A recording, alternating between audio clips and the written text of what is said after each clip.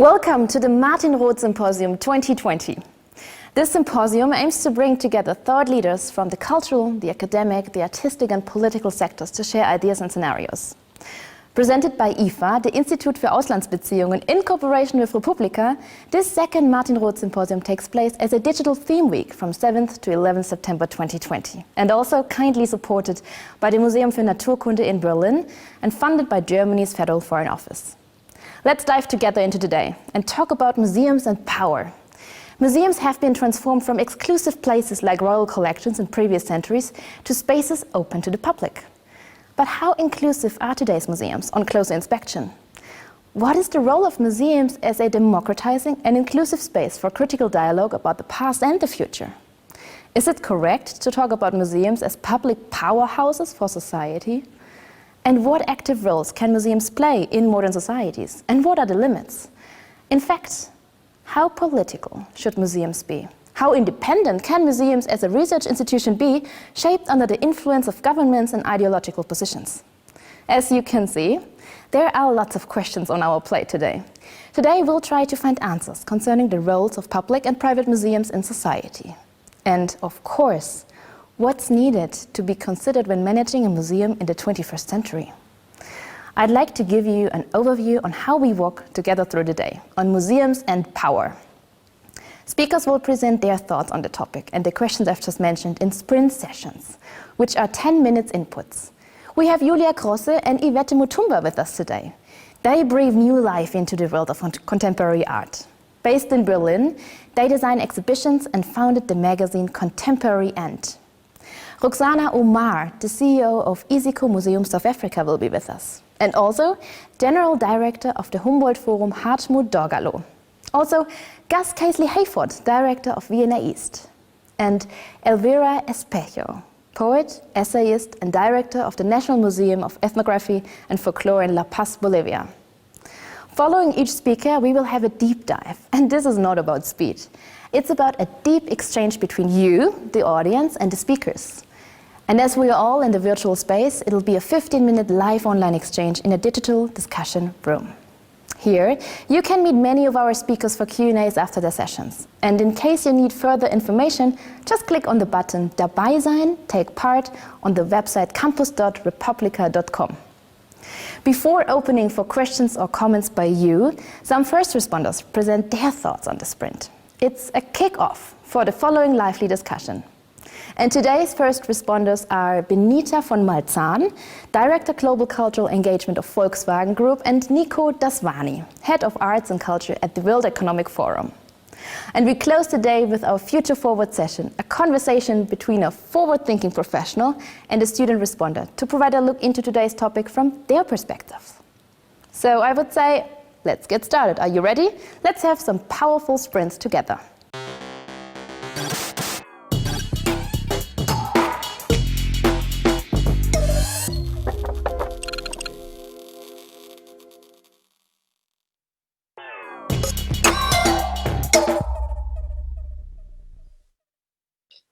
Hello, everyone. This is Julia and this is Yvette. We are the founders of Contemporary End and Contemporary and America Latina, two art magazines focusing on contemporary art from Africa and its global diaspora. We are co-published by the IFA and also the Goethe Institute, and Contemporary End was founded in 2013. And we are really interested in this whole symposium and also in this topic, MuseumFutures, where we will give some thoughts in a minute, because we work a lot with different museums. We feature reviews on our platform. We discuss a lot with artists from all over the world around the roles of institutions. But here in the framework of our input, we are mainly focusing on what role or what the futures are of museums, particularly in Europe and in the US. And so now I give over to my colleague, Julia. So thanks again as well from me for the invitation to speak to you today and discuss with you later on. Yeah, as Yvette said, from our perspective and from many perspectives, obviously, the museums, especially in Europe and North America, find themselves in a very very unique, very challenging situation, have to ask themselves many profound and fundamental questions on many levels. Really, it's a big task, and it starts with the question: how accessible are we as a museum? How diverse are we as a museum? And diversity in terms of how many migrational backgrounds and perspectives do we have within our structure, but as well in terms of guests and visitors, but as well diversity in terms of class is really unseparable. You can't separate it from questions around migrational backgrounds, etc.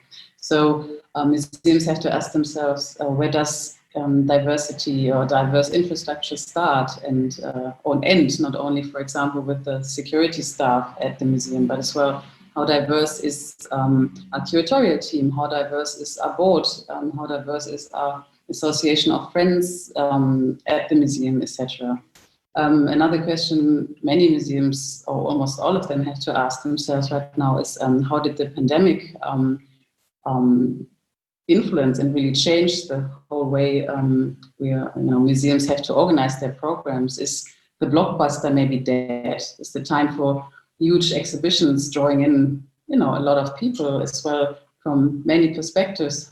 Is this kind of exhibition under threat because we can't realize these kind of big events anymore, etc.? So it's a very, very long list, and we could go on, but we don't have the time right now in this sprint. But these are questions we are thinking about a lot because, as Yvette said, we're very much in closing discussions with people from the institutions, but as well with students, etc. So, and we have even included the ethnological and history museums who have other challenges as well and questions to ask themselves. So this is what we're very interested in to discuss with you.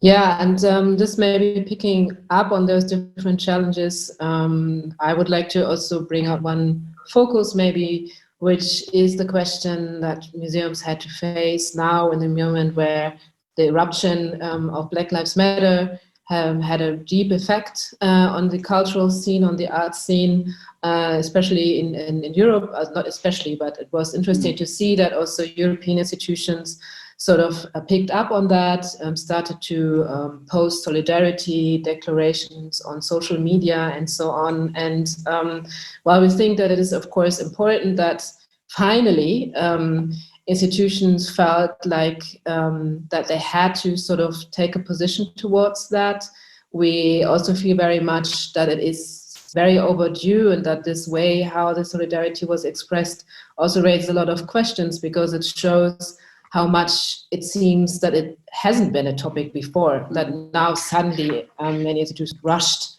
towards this, and we're trying to kind of make up for the lack of maybe interest or knowledge, or kind of an ignorance towards how their own structures work. So I think this is something that really needs to be taken into question, and I think it's also important to point out that, because in our experience, also in our own interactions with museums most recently, because we also do offline projects where we work with museums, this moment right now has been handled like it is this current trend, or like this acute situation, which often feels like that there isn't really the sensibility for the fact that this is just an eruption of something that has been there for decades, if not centuries. So there is a lot of that still needs to be acknowledged and needs to be listened to. And we think this is really, if you talk about the futures of the museum, it has to be also really about that, how to look into their own structures and what that means. Especially, I think also European museums, many of them would probably say they don't have structural racism in the institutions. And I think this is also one reason why that's being said, or maybe often also being perceived like that, is that the definition of what racism can be is very different from various perspectives. And so for us, for example, racism is also the fact that there are so many collections and institutions that have ignored everything beyond Europe and North America for a really long time, and only starting now to kind of open up to look into what's being produced out there, like maybe in the past 3 or 4 years. So there are a lot of questions I think that also those people that are working inside the institutions have to face, even though it might be very uncomfortable.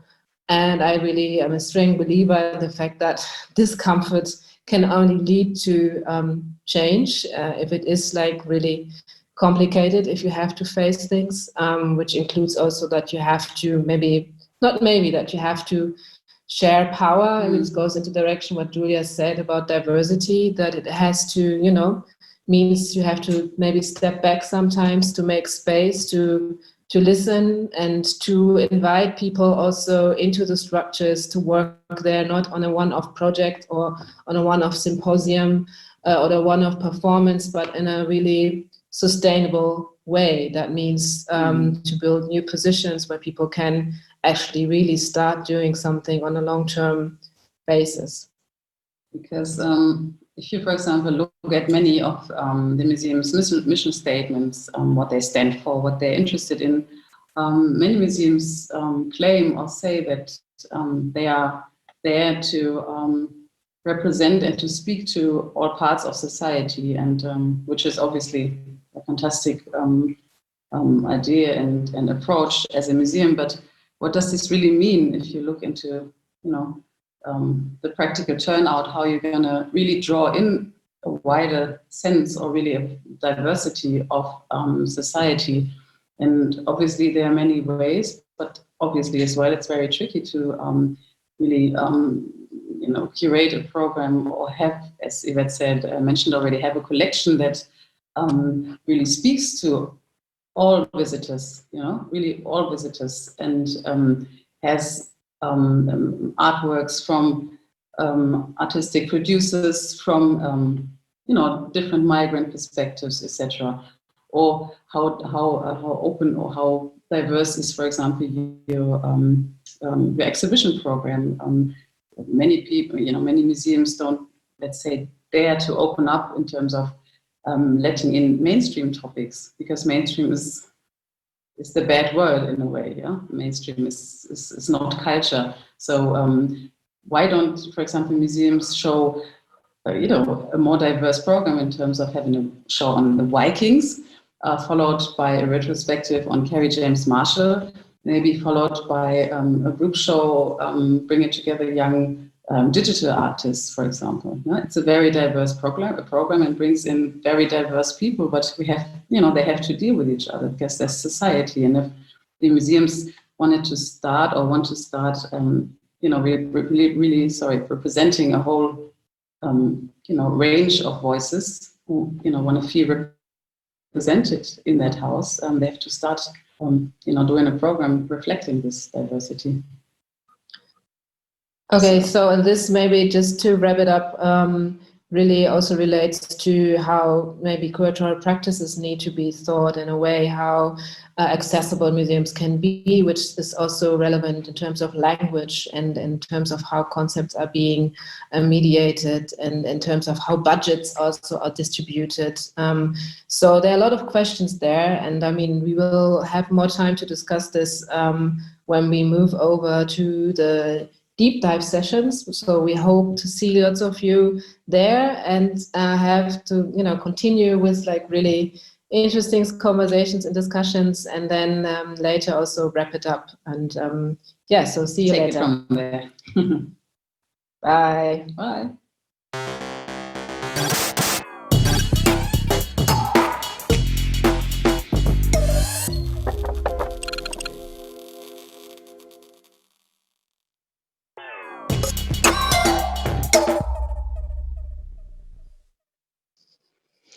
Anyone remotely interested in the politics of civilization will be aware that museums are repositories of those things from which Western civilization derives its wealth of knowledge, allowing it to rule the world, and likewise when the true collector on whose effort the museum depends gathers together his first objects, he almost never asks himself what will be the ultimate fate of his hoard when their pieces pass through their hands. The first true collector who would later exhibit, categorize, and catalogue their great collections in the first catalogues, which were the encyclopedias, initially never recognized these objects, what they were. From the Museum of Innocence by Orhan Pamuk. Robert Janes says, museums are the chronicles of our adaptive failures and successes, not to mention the chronicles of our creativity and pathos. In this sense, museums are akin to biological seed banks that were seeds as a source of planting in case seed reserves elsewhere as are destroyed. Both these authors, Albert Pamuk in writing fiction, are alluding to the importance and burden of museum management and practice, that they are reminding museum managers that we are not located in a static world where wonder and charm are our missions, but that we are surrounded by a dynamic world which is fueled by controversy and debate. Yet both these authors are also recognizing the value of and fragility of what we do as museums. And at the heart of their quotes, museum management is being reminded of their political responsibilities. Who decide what seed to store and what seed to keep? And who say that an object is just an object without any meaning? And who decides to collect an object at the expense of other objects? It is within this context that I want to support the view that museums are complex enterprises that have had to survive, thrive, and reinvent themselves. Our museums have acted as imperial agents, displaying their trophies. They've helped construct national identities.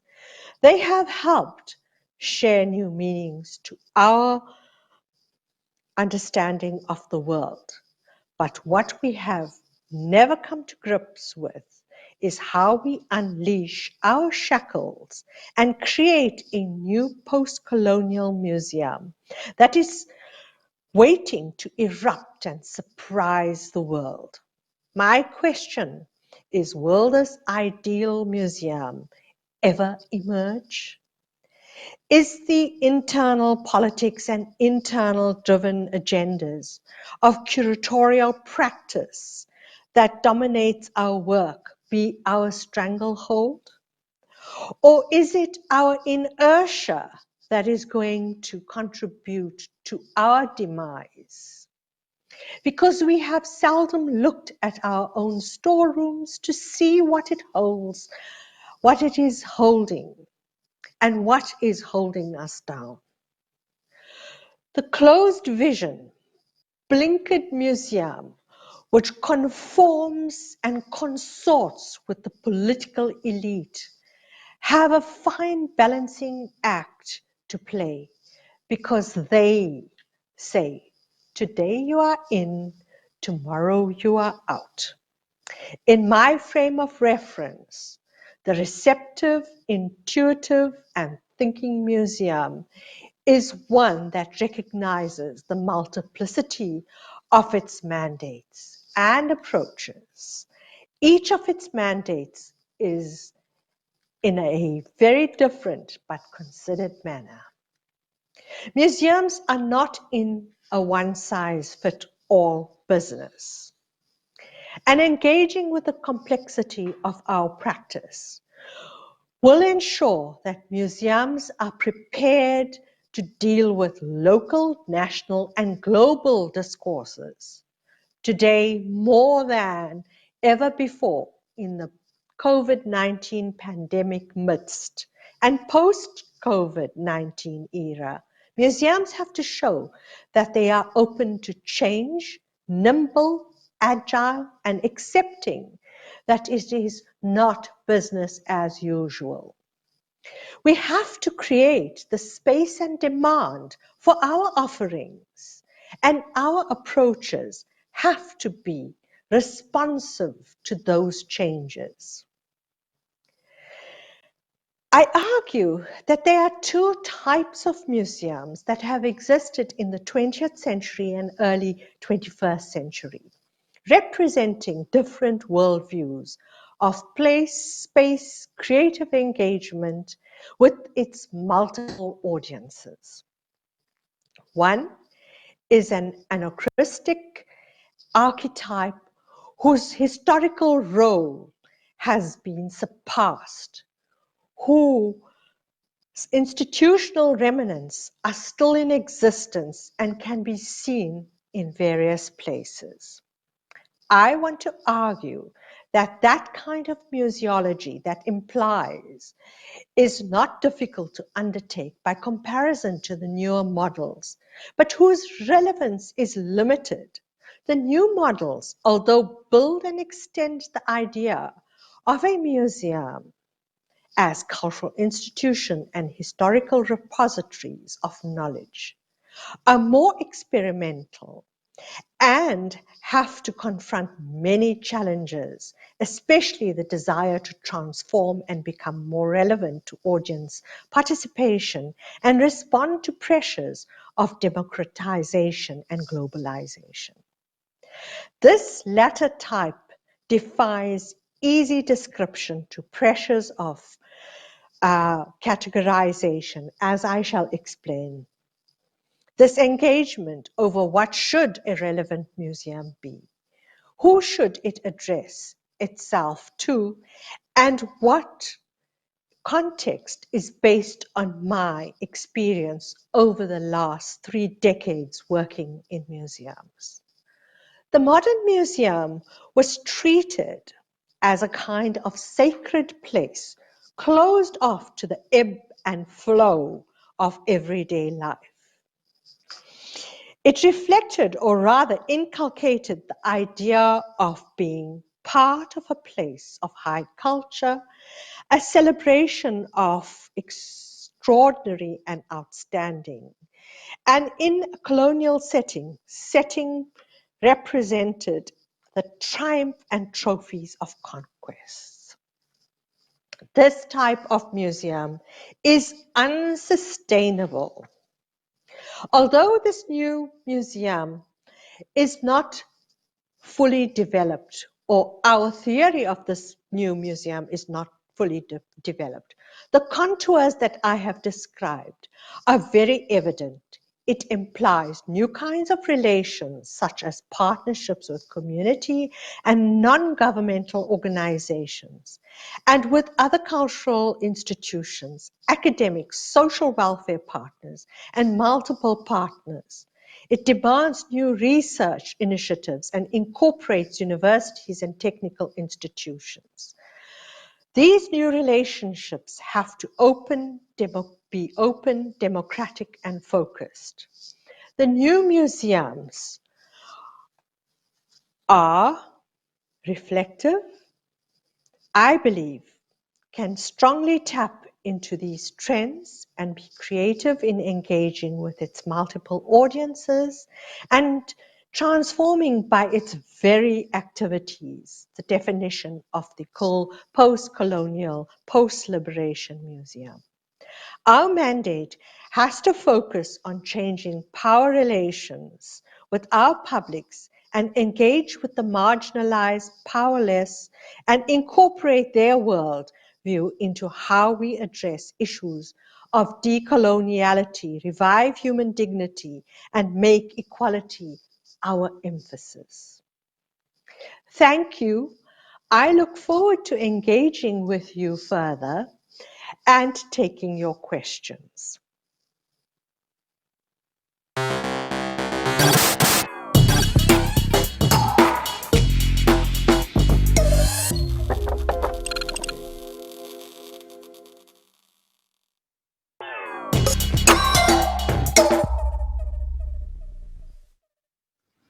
So welcome, dear participants. It's beautiful to have you with us for the second day of the Martin Roth Symposium, especially for this deep dive with Julia Grosse, Editor-in-Chief of Contemporary and Contemporary and America Latina, whose print you just saw.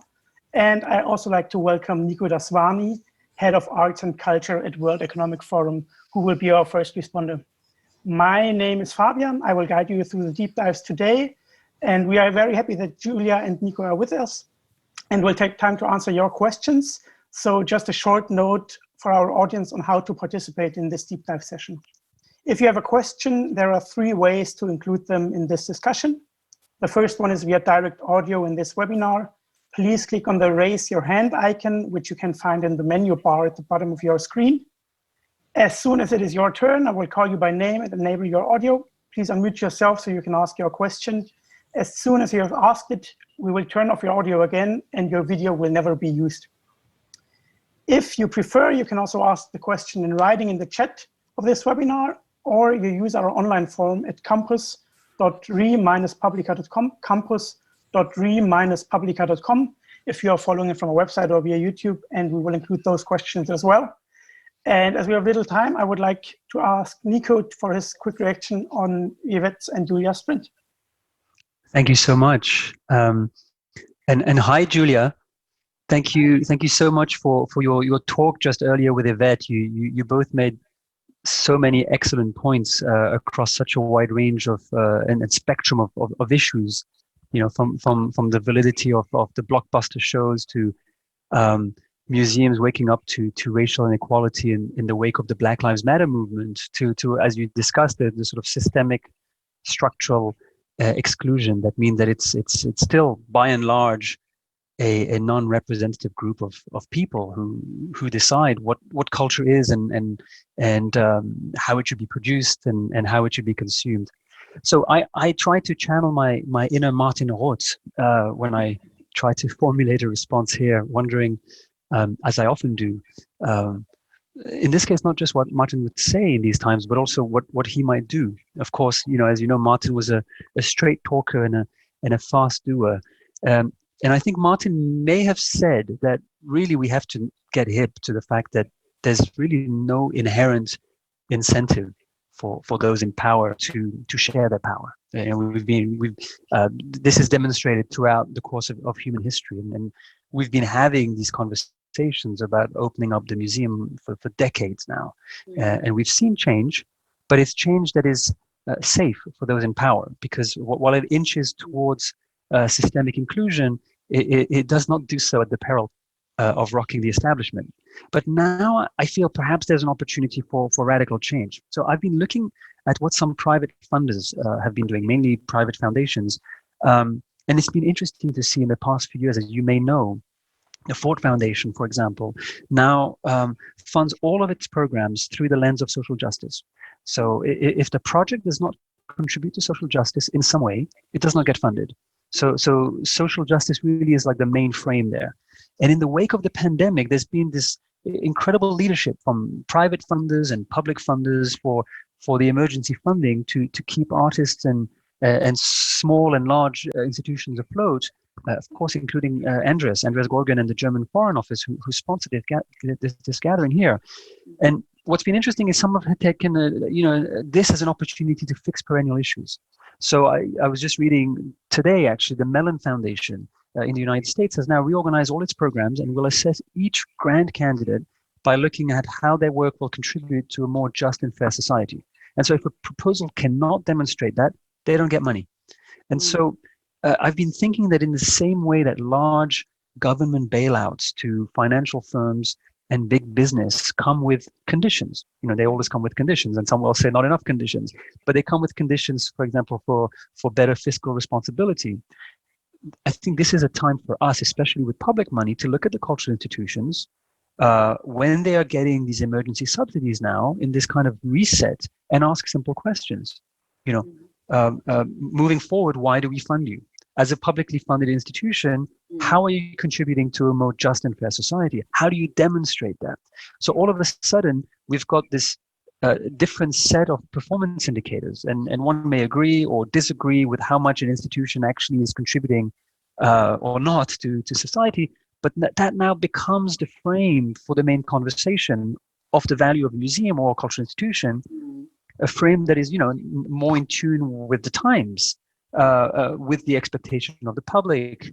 And I believe that it's when we change the dominant framework of what is considered the norm, essentially, that we can start to create a slightly faster change. I would hope so, because now those who are in power have to demonstrate how their work will contribute to a more just and fair society, and will have to surround themselves with a broader diversity of people and be opening, they'll be opening new committees and be open to doing things in a new way, or else they just don't get funded. And so now they have to be relevant to society in order to survive. And I think that, again, rather than just talking about it, Martin may perhaps have, and I'm reaching here, but I can imagine him trying to create a coalition of governments and foundation officials that aligned along new shared, for lack of a better term, KPIs, key performance indicators, that change what you have to demonstrate in order to get money. Because if we go back to COVID, or if we go back to the world after COVID, essentially with the same power dynamics, this will have been a sort of a tragically missed opportunity to change some of these systemic issues. So thanks again, Julia, and of course, Yvette, for your wonderful contribution. Certainly for me, it was very enlightening to hear you speak and raised a lot of these thoughts. Mm-hmm. Okay, let me try to answer your many, or react to your many points, which were super interesting. Maybe first of all, what would have Martin Roth had said? Yeah, it's a good question, because in a way, just naively looking at his program, for example, what he did at the V&A in the UK, in London, is, I have to say, compared to Germany, so much far ahead, of what, in terms of a program, a museums program, of what we can see, in many German museums, by creating this very, very diverse rhythm of exhibitions, having the David Bowie exhibition, or Alexander McQueen, but at the same time the Vikings. He had this kind of mixture. We would obviously love to go even a step further and say, okay, it's important to, if we talk about, as a museum, for example, including or speaking to the whole of society, you really have to go in a way, especially, in Europe, you have to go the whole, all the way, and have to have a look at who is part of our society, and who do we want to draw in to the museum. Yesterday, one deep dive was talking about the fact that, of course, it means huge research to, first of all, see who is the society we want to draw in. And this is, for example, something which I think museums should start doing, or maybe, as you say, increase the pressure on museums, what they have to do and what they need to come up with. Really do research, and really deep research on what, who is society, and how, if we have the results, how can we really start and reflect in our program what this society wants. And that's why we always come back to ideas of the blockbuster in terms such as mainstream, because obviously, the bigger the topic, the more people you draw into an exhibition. And this, goes always to the next question of quality. Okay, how low do you have to go then? Once you have this, a big, let's name it blockbuster, or a big inclusive show which speaks to many people. Yeah. And I think this is something Martin Roth really was ahead of in Germany anyway, but really, really good at doing this kind of, as I said, rhythm of different formats within, his within the exhibition format. And I think that was quite unique. If I would, and I think this idea of increasing pressure on museums is fantastic. I think it's important as well. You mentioned the Ford Foundation and Mellon Foundation.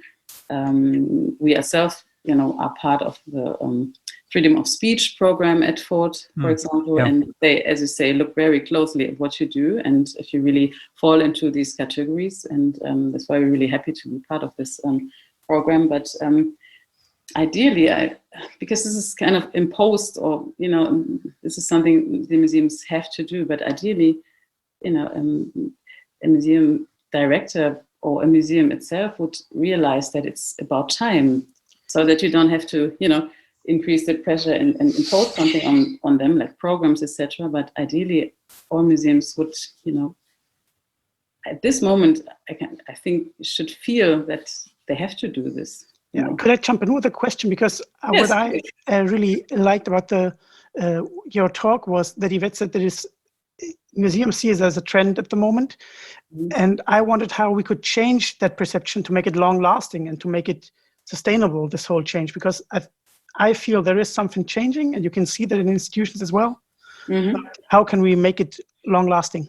Yeah, it's a big question, obviously, but one way, for example, looking at the exhibition programs, which obviously try to open up more, to be more diverse, to get in more global topics or exhibitions focusing on global perspectives, etc. The routine nowadays is always to get in an expert for a season or for one exhibition. You pay them, they do their job, and then off they go. And this is obviously something which doesn't mean change within the institution, because let's say the curatorial staff or infrastructure stays the same, and stays the same, very inclusive group of people, of experts who always get in, the help from, let's say, global experts who come from abroad, but just stay for, the period of 3 months and then go again. So this is something which obviously needs to change in terms of, what you was just mentioning, what Yvette said, to have a more sustainable program, which includes, many voices and positions within the institution, and not only, getting the experts in if you need them and send them home again if you don't need them anymore. So it's also important for the institutions to change, and also for people to step down actually from their job and from their position. And Yes. I would like to know from Nico how the World Economic Forum actually does that change, and how it is evolving, and if there are already implications to change the whole procedure. Yeah, look, it's a fascinating time, a tragic time, and a fascinating time, and an important time for us to just, in a way, adopt a beginner's mindset. A lot of the institutions, cultural institutions, even the World Economic Forum, have been successful for 40, 50, 60 years doing what they do. And this pandemic kind of upends a lot of the things that we thought we knew, and a lot of the expertise that we've developed. And so in a way, we have to become more generalists than specialists. And if you're a generalist, I think you have to be a little bit more humble about what it is that you can actually do, and what it is that you cannot do, and who you then need to reach out to be able to build. And I think that the more enlightened leaders are able to see that you inherently need to be more inclusive, not just diverse, but inclusive in how you move forward, because the world is just so complex. The butterfly effect of how one thing connects to another. I mean, just look at the pandemic, right? Something happens in a market in Wuhan, and then look at the world now. So our sort of linear approach to expertise and how our fields develop have to be completely opened up. Otherwise, institutions, cultural institutions, international organizations are not relevant anymore. But I think inclusive is tricky as well, because before the inclusion, there comes there was an exclusion. You know what I mean? Because who's including now? If the museums, suddenly realize, oh, we have to include more, this again comes from, a certain position of power who can say we include now. This why I find inclusion always very tricky as well. Unless there is pressure from the public, from people, and we see this in the social movements, and we've seen the backlash of museums that took a long time and cultural institutions that took a long time to respond to the Black Lives Matter movement. I mean, that was a very clear example of the public saying, "What is your response?" And employees of these places, but also I think the funding, follow the money. I have to say, it becomes key, because when diversity and inclusion is a sort of a one aspect, but not part of the core, then it is always something that can be used as a soft power tool, or as a way to show that you are reaching out to the community. But again, those in power don't have any inherent incentive really to open up the power. So it needs to be we need to be in this time. And you said, for example, you said, Julia, or maybe it was Yvette, but one of you talked about the boards and the decision makers, and so some of I know that Ford Foundation and others look at the composition of the boards of the institution. I have to jump in here very quickly, sorry, because we already are over time. I know it's a shame. To you. Yeah, it's really a shame. I'm glad that you're going to be with us for the last discussion on Friday, Julia, again, to hear more about your opinion. I'm glad that Nico will be with us for the next deep dive as well, who will be with Roxana Omar, whose sprint you already heard. Thank you again for taking the time, Julia, and see you on Friday. And Bye, we Julia. will have a short break, and then the next deep dive starts.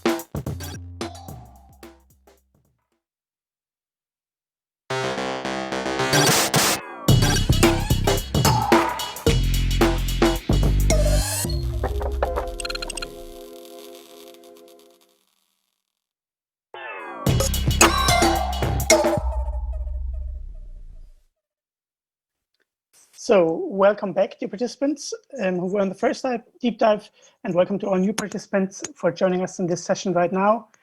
We are very happy to have you with us, and we are very happy to have Roxana Omar, CEO of Isiko Museums of South Africa, with us now as well, whose sprint you already saw, and Nico Daswani, Head of Arts and Culture at World Economic Forum, is still with us. As said before, you have three ways of including yourself or how to participate in this discussion. You can participate via direct audio in this webinar by clicking the raise your hand icon. You can ask your question in the chat of this webinar, or you use our online form at campus.re-publica.com if you're following from our website or YouTube. So let's dive in. I would pass the word over to Nico again, and you have the floor. Thank you, Fabian. Hi, Roxana. Lovely to meet you. Yes, lovely to meet you too. Thank you so much for your talk. It was fascinating, and you asked strong questions. How can we unleash our shackles and create the post-colonial museum? And then you asked, will this museum ever emerge? And it got me thinking a little bit about the shackles of the actual physical buildings. You talked about the new type of relevant museum, which develops partnerships with NGOs and social welfare organizations and academics and universities. And so perhaps we can push the idea of outreach all the way out, in that not being bound by an edifice, or not only being bound by an edifice, could be a way to change and somewhat liberate a little bit the inherent power dynamics that are imbued in the museum space. What does a museum do when it's not in a building? Is it still a museum? Does it still provide value as an institution? And I ask this because many of the buildings of major institutions and cultural institutions are strong physical architectural manifestations of what you talked about, what you discussed, the certain kind of elite aspiration, this sometimes national identity, these temples of knowledge. And many of them, of course, are magnificent, and we love to visit them. But one question could be, is that building, however beautiful it might be, in tune with its local surroundings, today? It was back then, at a time. Is it today? Is it in tune with the local community? Does it feel like a spaceship, out of context, or does it feel like there's a sort of a symbiotic relationship between the building, the programming, and the interaction that happens within it, and the community that it is embedded in? And sorry, Roxana, you wanted to come in? No, go ahead. So I was thinking on a related note that I was the great stage designer S. Devlin, in a conversation a couple of months back, she remarked that some of these glorious buildings occupy actually prime real estate in cities, but they're often open only 3 hours a day, in the case of a concert hall or a theater, for example. So what else could take place in these major buildings during the day? I mean, of course, they're rehearsals, but, how can those spaces turn the times when, they're dark, into moments where they can be perhaps more part of the community, to not feel as alien to those who maybe walk in front of that building every day and perhaps don't feel like they belong. And then a third thing on your point of museums transitioning from that older type, I think you said representing a time of conquest, as you said, to being more engaged with the current times. I wanted to highlight the Natural History Museum in London, which recently launched a new strategy for the museum, and they talk about themselves. This is fascinating. They talk about themselves as an institution that creates the next generation of climate activists. And I find that just absolutely visionary, and it doesn't negate the extraordinary collections, and indeed the incredible building in which they're housed. But instead, what it does is it adds a new dimension. It adds a dimension of being consciously an agent of change, and so perhaps it's when these museums have as part of their identity, or their redefined identity in this new time, as you talked about it, that great sense of responsibility to being agents of change, of positive change, that the power dynamics maybe begin to change because their inherent role and their relationship to the building begin to change. So those were just a few thoughts, Roxana, on the fascinating talk that you gave, and which comes from, as you said, so much, 3 decades of experience of the ins and outs of museum practice. Yes, Nico, I just want to start off by saying that, of course, my frame of reference is very much a part of the South. I'm in Africa. I'm in South Africa, and I work in a museum, or serve in a museum, that will soon be 200 years old in 2025. And so the shackles you are talking about, and that I talk about in the paper, relate very directly to those collections, and how those collections represent a kind of suppression, represent domination, represent suppression, and it leaves out a very important narrative, and that is of the people that were subjugated. And being conscious of that makes us very aware of the fact that the buildings that we are in are regarded as magnificent edifices, but that they also scare people. They make people feel unwelcome, particularly those that have been repressed. And with the Black Lives Matter, people feel that they're going into a government building that doesn't relate to their lives. So what we have done, and what I see as something that's very important, and I think there was a man a librarian called John Cotton-Dana, where he wanted museums to, in fact, not just be located in a central point where people could come and visit, where everybody could have access, not just the elite. And he wrote this in, I think, 1917, he wrote this, the work, The Gloom of the Museum. And he talks about having different museums all over, located in different communities. And that's what I like about our museums in the South, in that we try to have community outreach. It doesn't have to have a collection. It is about recollection. It is connecting with communities who talk about their lives, their experiences, and what matters to them. And the fact that they may not have those huge objects to represent their lives doesn't mean that their lives and what their connection to the world doesn't matter. So we have a situation where we have a museum on wheels, where we take the museum on a bus to communities in far-flung, remote areas, and let ordinary people who can't afford to put bread on the table visit our museum on wheels and have an experience. But whenever we can, we make it possible for communities to come to our museums through various partnerships with bus companies, etc., the railway system.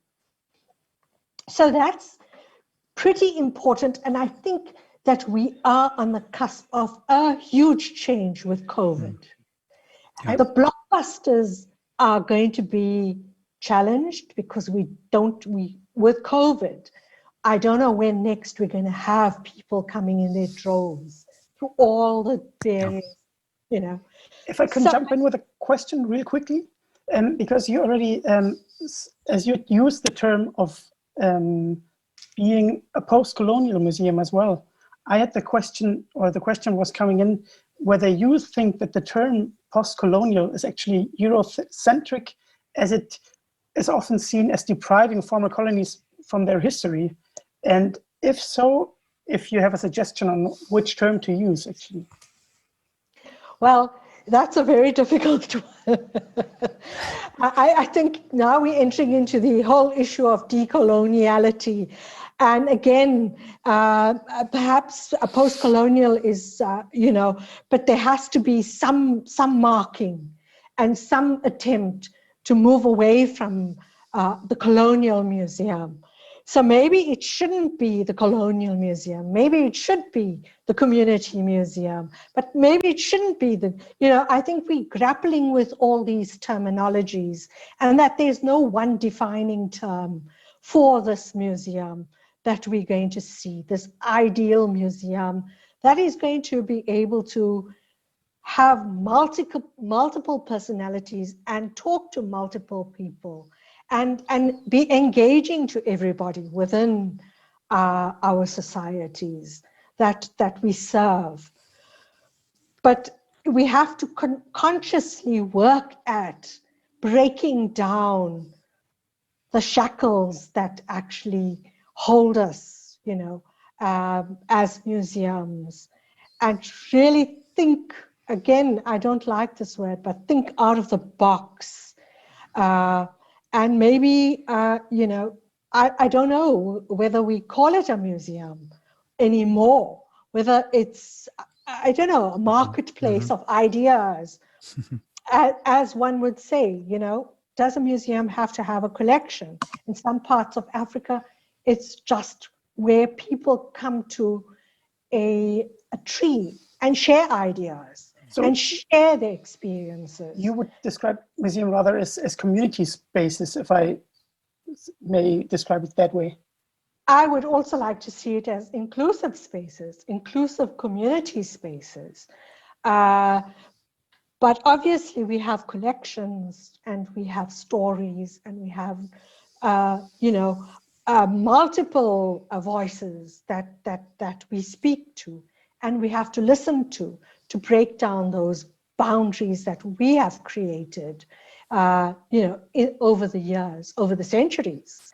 Actually. I would like to know your opinion on that as well, Nico. As you how can we help to create those spaces, and how can the state also help, or state institutions, or maybe also not state institutions, but maybe public or private foundations help to establish those places and safe spaces for communities?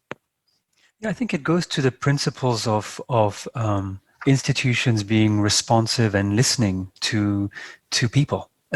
Often, is the programming and the exhibitions, are those informed only by market pressures, which might be okay. We have to make ends meet, and museums have to pay the bills, and or are they informed by a kind of a sense of collective consciousness? And how is that collective consciousness informed? Is it informed by listening, by socialization? Roxana talks about a museum on wheels and going to places where people never have this kind of access. And I think that's it's a different way of thinking about outreach, where it's not outreach; it becomes core to the identity of the institution, that those who engage in their diversity create the identity of the museum, rather than the museum having an identity and trying to impose it or to sell it to a group of people that don't feel like they belong. And I would like to ask one last question before we finish this up. We tend to talk about how politics influence museums, but I would also like to put the question on, if we put the museum in the focus, or the space that you were just talking about, Roxana, how can we see them as a way to change politics as well? Well, I think that a museum has a very powerful role. It is an institution where there are communities participate, but I can only, I have one example, and that was, there was a pressure group that didn't like the issue that we were talking. We had an exhibition about the whole issue of decolonization, and they took us to court, and it was a political party, and we changed the politics and the tone of that particular challenge that we had, because we went to court, we challenged it, and we said we uphold human rights, freedom of expression, and definitely we will stand by what we want to. And so that particular exhibition remained, and people engaged with it, and there were people who disliked it, but there were also people who said, yay, we think that it's very important that diverse views are discussed on this space, and that perhaps it does shape the narrative of the culture we have in our country. Well, I would say that's a great ending and a great takeaway for this deep dive session. Thank you very much for taking your time, Roxana, to answer this question and to engage in this conversation and to be part of the Martin Roth Symposium in general. And also thank you very much to Nico Daswani, for our first responder who took the time and who will leave us at this point as well. Next up in this program will be the sprint by Hartmut Dogerlo, who is the director of the Humboldt Forum, the general director of the Humboldt Forum, who talks about museums and empowerment. And I hope you enjoy the rest of the program, and I see you and hear you in the next deep dive. Goodbye.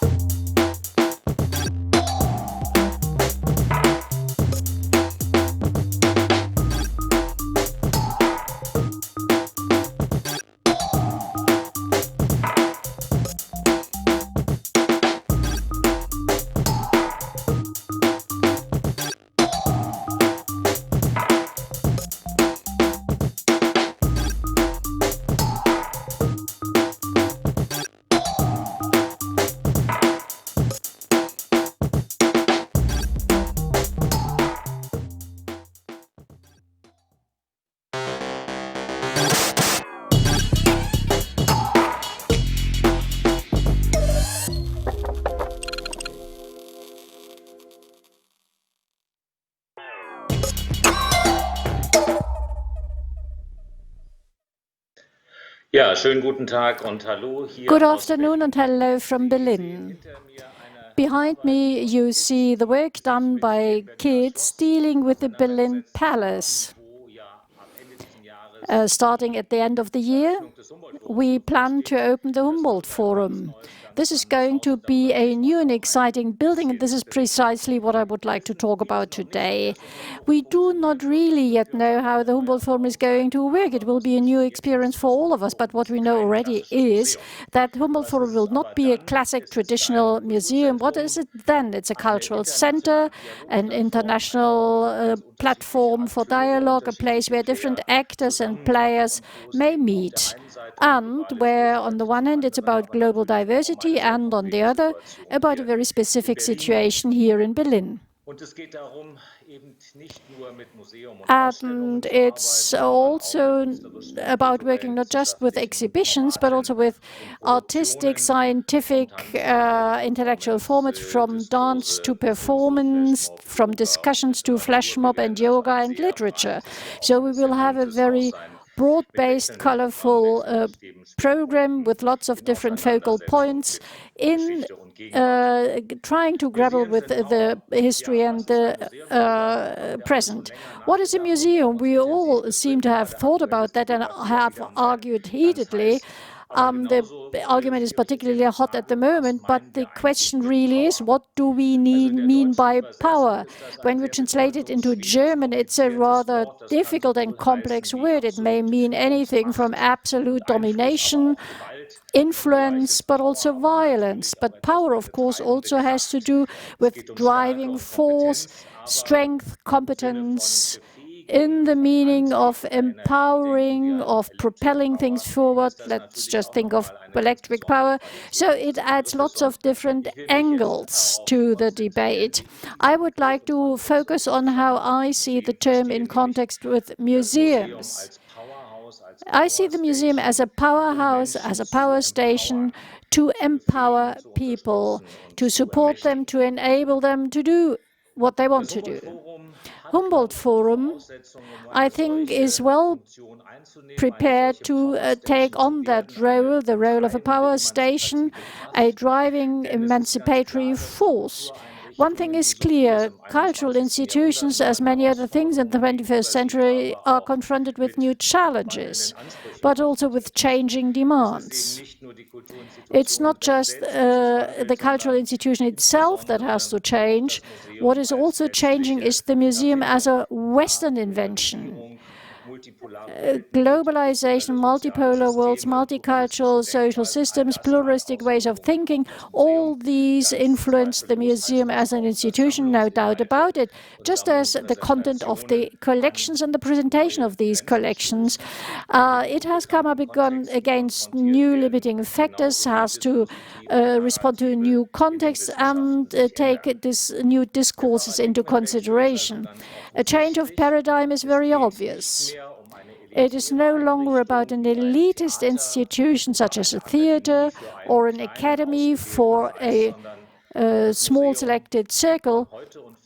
The museum of today and tomorrow needs to be a public edifice, a multi-purpose building, something like a railway station, which is there for everyone.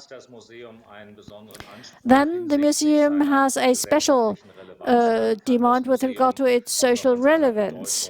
And this relevance may even grow. And when it is courageous enough to invite different views of the world, it can be a place for critical public debates, for the politicization, for self-awareness and self-empowerment processes. Art and culture are tools to activate such a process, and they can be very radical tool to send out radical messages. When cultural institutions such as a museum want to be socially relevant and be regarded as important establishments of knowledge, they need to change, they need to open up, they need to overcome boundaries and empower the audience. Museums empower. What do we need for that? I think we need two components.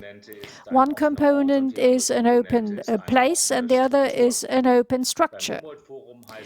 As far as the Humboldt Forum is concerned, an open place means to be open to all people who happen to be in Berlin and want to find out what this place is. It will be open 24/7. The inner courtyards, the portals will be open, not hermetically sealed. This is a good precondition in order to redefine a cultural institution that wants to reach out to the public, attracting many people and getting them into contact. This is why we have called it forum. Yet it is a forum that understands itself as a new place from the point of view of different actors and offer what it wants to see as important to the audience. Who can then use it actively and become part of the forum itself? The Berliner Museum, the local history museum, and Humboldt University with its collections, and we, the Humboldt Forum Foundation, we all contribute different perspectives, different DNAs, and different interests to the new place. Basically, it's about a communal residence where residents have to try to enhance the potential they all have and to accept that we cannot be just as we want to be, but that we have to respond to what the others are and want to be. And it's not just about 2 or 3 cultural practices, either permanent exhibitions or temporary exhibitions, or theater or music. It's about embedding things, mixing up things, trying out different cultural practices from performative to visual, cognitive, other approaches, just as we are seeing in the current developments in the fine arts, in theater and music, where we see that the boundaries are dissolving, that the genres are overlapping, and the Humboldt Forum wants to be such an open space. The other component, the second component for the empowerment of the museum, and for a museum to become an emancipatory driving force, is the open form, the open structures, because sensory perceptions can only be changed by museums when a different life experience is offered in the same way, in a relevant way. And then we will be able to find new commonalities by making multi-perspective approaches possible. We can live a multipolar world, and we need to build bridges in order not to wipe out the differences, but to overcome what hinders us. The model of cooperation, collaboration is the main principle of how the Humboldt Forum wants to work. Cultural institutions such as the Humboldt Forum are no longer a depository of collections or archives. They are a creative force, which we see in the current discussion about how to deal with the colonial heritage, how to deal with collections put together in a colonial context with regard to the question of restitution. Here, museums can be cultural centers of a new type, powerhouses, power stations, to be adaptable and to be a political place that responds to social and political process of change. I'm looking forward to the discussion in the deep dive. Thank you.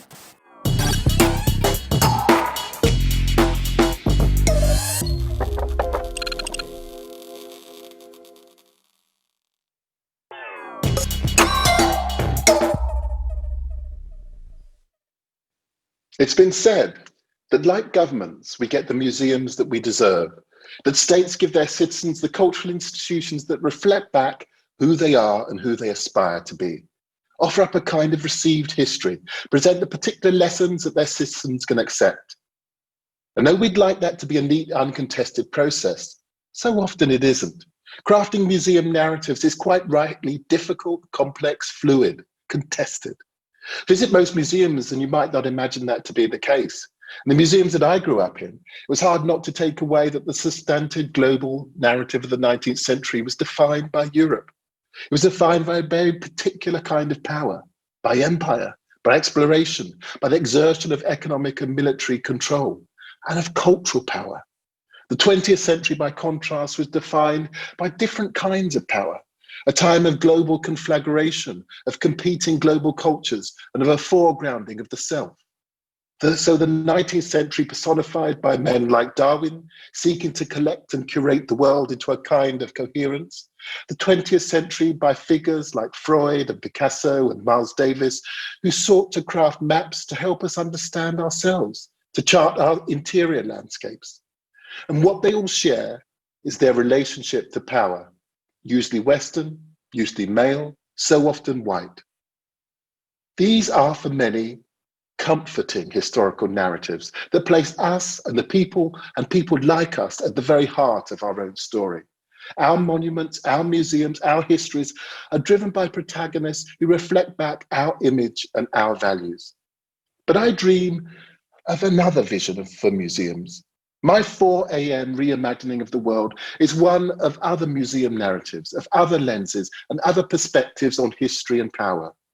I, for instance, reimagine the First World War as a story of that same span of history as the one that we're taught in schools, but driven by similar causalities of those celebrated in our museums, but one that incorporates a different set of voices, different victors, different victims, different theatres, different consequences. There's a history of that war in which it's acknowledged that the very first shots of the First World War were actually fired by an African in Africa, an African of the Gold Coast Regiment.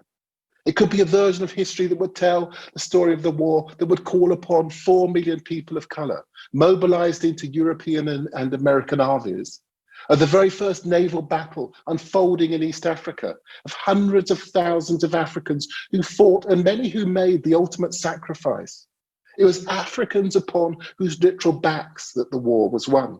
Some 2 million African workers, soldiers, porters lost their lives on battlegrounds in Africa and abroad, fighting for the interests of those who were jockeying for a place in the scramble for Africa. And indeed, across the British Empire, its people set aside their own ambitions for self-autonomy and freedom to fight for the cause of their colonizer, perhaps hoping that in that post-war landscape, they might have the opportunity to renegotiate equity. My own grandfather, who spent his life campaigning against colonialism, would, like so many, raise funds for the purchase of reconnaissance planes to aid the war effort. Because at the time, denying one's own political aspirations for the war effort felt right. And those kinds of patterns of sacrifice were replicated across varied sociologies. When war broke out, the women's suffrage movement in Britain immediately scaled back its activities. Emmeline Pankhurst, the leading suffragette, remarked that there was no point in continuing to fight for the vote when there might be no country in which one could vote. As men left their jobs to fight, suffragette leaders volunteered their members to take their place. And these kinds of patterns of marginalized people putting their own interests to one side, sacrificing their own interests to the needs of the war is commonplace. Uhuru Atote, one of the great Mau Mau freedom fighters, he recalls his time in the African forces at the Burmese front. And he recounts a conversation with a white soldier who asked him quite bluntly, "What do you think you're fighting for? At least if I die in the war, I will know it will be for my country. But if you're killed, what will you have gained?" And that sort of question must have been asked across the world by individuals fighting on varied fronts and for a cause that ultimately denied them their rights. I can only imagine that they believed but from a victory, a new set of equalities would evolve. And in many ways, they were right. The 20th century would be subsequently defined by a struggle for liberation, by the burgeoning of women's rights and the struggle for freedom of peoples of colours, by chipping away at Enlightenment certainties, and of the slowly developing tolerance and acceptance of once peripheral voices. The best cultural institutions embraced those changes, but so often museums held on to Enlightenment models and told that flattening history that continued to reflect old values and narrow views. And a century on from the First World War, those same echoes of political resistance pervade. In Me Too and in Black Lives Matter, the political descendants of women's suffrage and Pan-African movements have found a new voice. And as at the turn of the 20th century, those poignant calls for change have echoed wider aspirations for freedom and justice. And though it feels like history is repeating itself, we as a museum sector must not make the same mistakes of our history, of resisting or ignoring that ambient shift in thinking. I'm determined that V&A East will not just reflect these shifts in discourse, but we will be flexible and open enough to ongoingly shift our thinking to embrace new voices and new perspectives. I'm hoping that V&A East will become a place of transformation, a catalyst of self-actualization and realization, where the marginal and the quiet will find an emotional and intellectual home. Ironically, my inspiration for this is not a current figure or ambient politics, but one from V&A's past. Henry Cole, the founder of the V&A, was an extraordinary individual who sought to build an institution that had the foresight and the ambition to benefit the marginalized. When in 1849 he visited the 11th Quinquennial Paris exhibition, he returned home disappointed at what he saw. He saw the critical omission of international participants. He felt to make a truly great cultural statement, it had to be global, it had to be inclusive. And his great exhibition would mark itself out from all that preceded it with its truly international intent. He lays out a case that would aspire to be truly global, to be diverse, to be universal. He believed in a kind of universal connection between peoples across geography and time, a connection that was most palpable through contact with cultural excellence, through making. He wanted to celebrate that making with the greatest exposition the world had ever seen. And we all know how successful it was, not just as a national phenomenon, but also because it drew people from across the globe as participants and as audiences. 60,000 foreign nationals came to London for the Great Exhibition in a moment that would help to redefine Britain as a great cultural crucible, as a truly global cultural force. And as we craft our new museum, V&A East in London, we want to build upon that cold drive for global and for the global and for the marginal, by building a new museum amongst some of the most economically disadvantaged communities in Europe. These are communities that have never had a worthy local platform through which to draw inspiration for their dreams, institutions that could shape those dreams into professional disciplines, until now. We want V&A East to feel like a place of refuge, as a long overdue investment in skills and opportunity, a worthy platform for this geographic engine of creativity. We want to create this, to make the center feel like the periphery and to make the periphery feel like the center, to capture this moment of burgeoning change through an institutional culture of change. To not just be the place that tells the story of the 21st century, but one that hosts those that are crafting it and offers them the space to realize that change.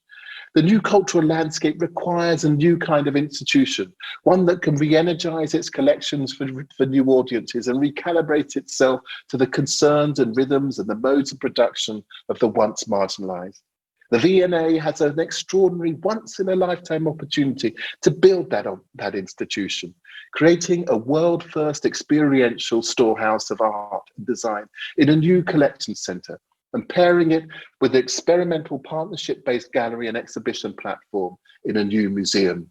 Taken together, we'll create a new campus for the imagination, a home for rebels and for visionaries.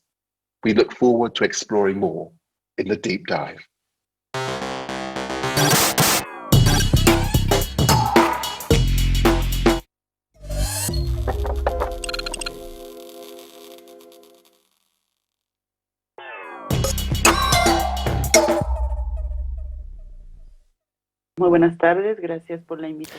Good afternoon. Thank you for the invitation. It is an honor for me to be here at this event.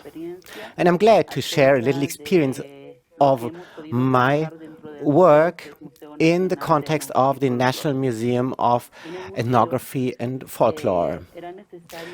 In the museum, it was necessary to work on the practices.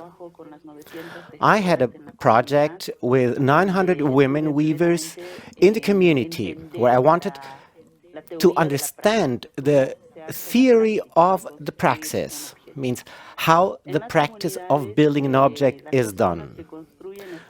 In the communities, the people who create these objects that are in the museum's collections understand in a more fluid way how to do that work, how the operational chain works. Because often in the museums, as collectors, we do not understand this operational chain.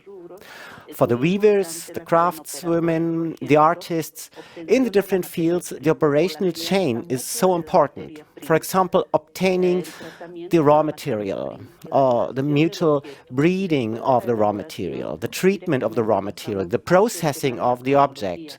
And from this elaboration, we come directly to the topic of the chronology in archaeological, historical, and ethnographic terms. Thanks to this dynamic, we can also understand what the social life of the object is and its social interaction. That is why it is so important to understand the whole issue of the operational chains, to understand how the object is constructed, is built, and what are the terminologies of this operational chain. In linguistic terms, it's very important to understand the structure of these inputs, means what terminology is used for the mutual breeding, for example, in terms of the plants and the animals.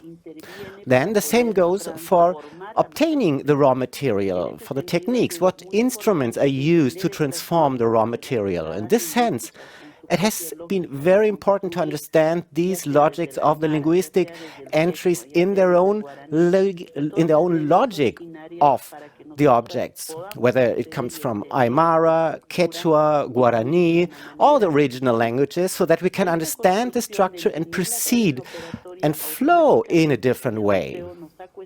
This construction of understanding the operational chain has automatically questioned us in the museum, like how the collections are organized. Often the collections are organized solely according to the criteria of conservation and preservation. And in terms of conservation and preservation, one can state that we only care and research about beauty, for example, what iconography and what color is used. And often we do not understand the logic of the operational chain. So for us, that logic proposes to the museum directly how to understand these approaches. When I entered the National Museum of Ethnography and Folklore, there were two very important collections: the collections of cultural goods and the collection of documents. And within these two collections, there was in the past not enough research to understand the dynamics of the collection management. So it was obvious to understand that the whole collections was really like screaming, I'm science, I'm technology, I'm identity, I'm culture, I'm economy. And that's like how the different single objects came out. And for this reason, it has been important to change the dynamics, even in terms of the structure of the discussion. Often we focus, for example, on the issue to understand the things about beauty, what means beauty, elegance, and what is preserved best. But on the other hand, we do not understand the operational chain of these specific inputs, which is very important, like, for example, how the raw material is processed and where it comes from, how it passes from one community to another, from one region to another. For example, the cotton traveling to the Altiplano, and from the Altiplano, how the fiber of the camelid travels to the valleys and the tropics. This helps us to understand the movements of trade in the raw materials involved in an object. Then all these dynamics of movement makes us understand things completely differently, such as, for example, the transportation of clay from one region to another region for its processing, and then from that processing, the created object travels again to another region. Or the exchange means doing things in different regions, and how to be able to understand the tradition and culture in the social life of the object itself, what role the object plays. And in that sense, it was very important to get into the dynamics of multidisciplinary understanding from social sciences. Anthropology, archaeology, linguistics, history, so that we have a more comprehensive information. For example, biology regarding of the specific subject of feathers. By analyzing the DNA, you know which bird it comes from, whether the bird was alive or dead. Then these dynamics change. Instead of putting responsibility only into one curatorship, you get a broad vision from various points of view. Thanks to this logic, we created those 500-page catalogs presenting our thoughts from the operational chain, the chronology, to the social life of the object in its interaction.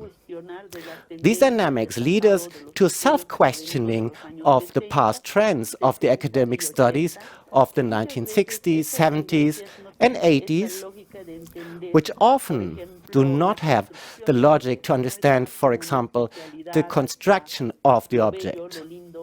It's more like a specialization towards the beautiful, the cute, which very often is well known. This has been very important for us to understand this force field of an object construction from the linguistic structures for its translation. If it has been done in Aymara, for example, to pass it on to Spanish or another international language like English. These dynamics have made us question ourselves and enable us to overcome the gap between theory, because much research is done on the theoretical side, and the practical side, building a bridge of connectivity between both sides, which can work with the appropriate terminologies. In many cases, they are very separate. There is the practical part, which is only handled with practical language for those who do the practical work. And there is another academic language that is only built for the academics. So it's the language that separates us between theory and practice, which often have no connection. They're very separate, and we need to bring together these two sources of information, both theory and practice, so that we can have a more complete information and can improve our work in the future. So thanks to all that information, what we do is we build that bridge, both in the academic production and in the debate. For the debate, it is very important to have these international conferences where the theoretical side of the academics and to have also the complementary viewpoint of the practical part of the artisans and of the artists. And this complementary of both the producer and artist and academic side has been necessary to build this bridge so that we can have a better flow of understanding how, for example, the collections work from these both perspectives. And this helps us to make a dramatic change in the exhibitions themselves. For example, to be able to have a look, a perception of the three dimensions, not only from one dimension. In many cases, for example, the textile is fixed into a frame and placed against the wall. But this is not the important bit for the weavers, but rather to look at the obverse and the reverse, to understand the three-dimensionality. Then automatically the curatorship changes completely and makes us think in terms of the practice of the theory.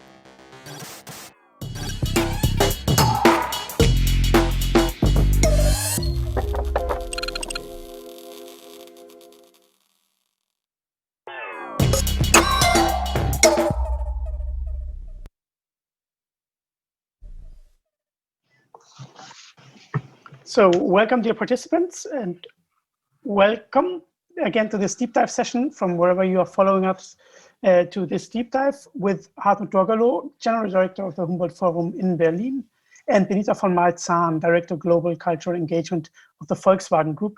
My name is Fabian, and I will be your host for the next two deep dives. We are very happy to have you two with us. And with that, you will take the time to answer the questions. So thank you too. Just a short note on how you can participate in this deep dive. If you have a question, there are 3 ways to include them in this discussion. The first one is via direct audio in this webinar. Please click on the raise your hand icon, which you can find in the menu bar at the bottom of your screen. As soon as it is your turn, I will call you by name and enable your audio. Please unmute yourself so you can ask your question. And as soon as you have asked it, we will turn off your audio again. Your video won't be used. If you prefer, you can also ask the question by writing in the chat of this webinar, or you use our online forum at campus.re-publica.com if you are following from our website or YouTube. So we will include those questions as well coming through campus.re-publica.com. And I would say, let's start. Let's begin with Benita von Malzahn's reaction to the sprint by Hartmut Ogerlo. Thank you, Fabian. Hello, Hartmut, and nice to meet you because we haven't in real life. So nice to meet you too. Hello, Benita. It was, first of all, actually, I like to say that I really like the drawing behind you. Listening to you and looking at the drawing, because if I can see it rightly on the left, there's a lot of people. I'm not quite sure if they're on the roof, if they're in the sky, but there's a lot of human beings experiencing the Schloss or the Forum. And I think that's something that you said, that it's important, it should be open, it should be an open space for all people. So I sort of like the drawing behind you. This comes across. You also said, and that I thought was very interesting, the role should be a power station and to empower people and get everyone to come and go. It's 24/7. A lot of the work that we do is also about giving as much people as possible access to art and culture. And I think it's important that we do that, especially maybe in Berlin. I'm not so sure if our museums are maybe a little bit, people don't, I don't know, they're not scared, but they don't go maybe as much as they should. And I think if they have an open space like you will have, like you said it will be, we're all really excited, where dialogue can happen, where lots of different things can happen, and you don't need to be scared to go because you pick why you go and what you want to see and what you want to experience. I think that's something that will be really good for the city, and people will, take it and enjoy it, and a lot of dialogue and creativity will come out of it. So I think that's, it's really, I'm very much looking forward to seeing in the end what it will all be. So it's the same for us, because we are talking about the future, and we hope that we will start with the opening end of this year. And thank you first for mentioning the painting behind me. It was made by or created by pupils from Berlin as part of one of our activities in preparing the cultural program with school kids from Berlin. And so it is a very good inspiration for me because it's behind my desk. I would like to give the floor to Katarzyna. Katarzyna, you have the chance to speak. Please unmute your microphone. Hello, thank you very much for the wonderful talk. I have a question. You're saying a lot about empowerment and access, about the 24/7 access to the forum. Can you tell, how does the Humboldt Forum empower the public? Like, give specific examples. And does the forum share power with the public? Is it just the access, or the public actually gains some sort of power as well? Thank you for this question. I think it's very complex, and you are describing our biggest challenge, how to create an open space, a real forum, without dominating it. It's to create an open space where everybody can go in, just drop in, and enjoy what we are offering on the one hand side, and on the other side, bringing their own opinions, their own wishes, their own positions into our programming.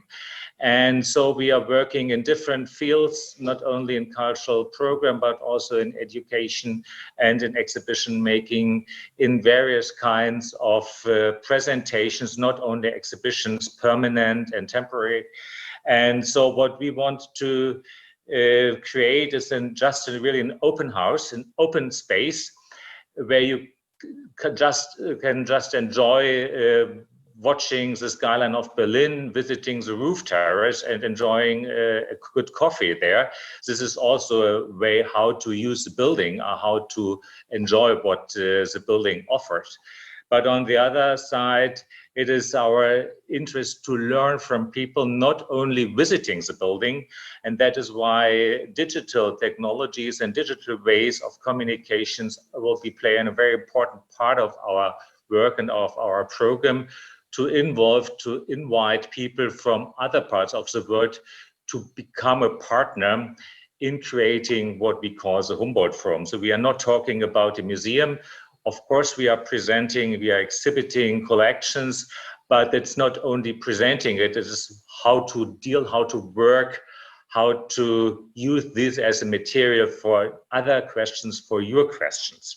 So that's the complexity is something to create a bridge between a location manager on the one hand side, and on the other side of a program manager, how to create a program inviting people. So that's something we try to do, and that means we are not doing this alone.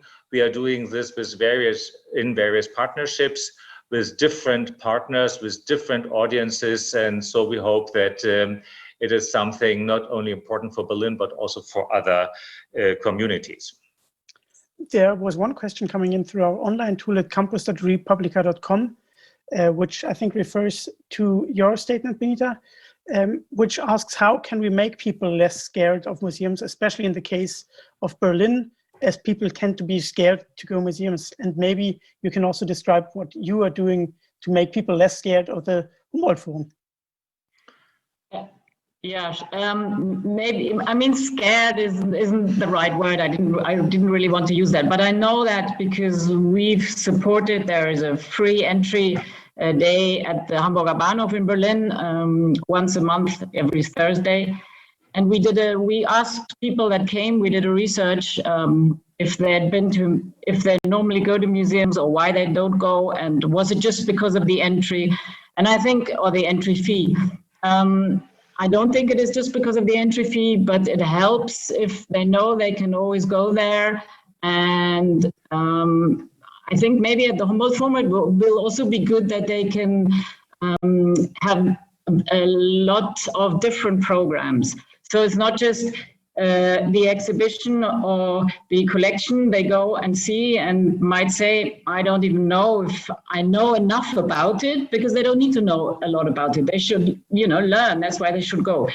So I could imagine that the Humboldt Forum people will feel more relaxed to go and say, I can choose. I mean, that's how I imagine it will work. There'll be lots of different programs and exhibitions and performances, you said, so they can choose and see what they would like to experience.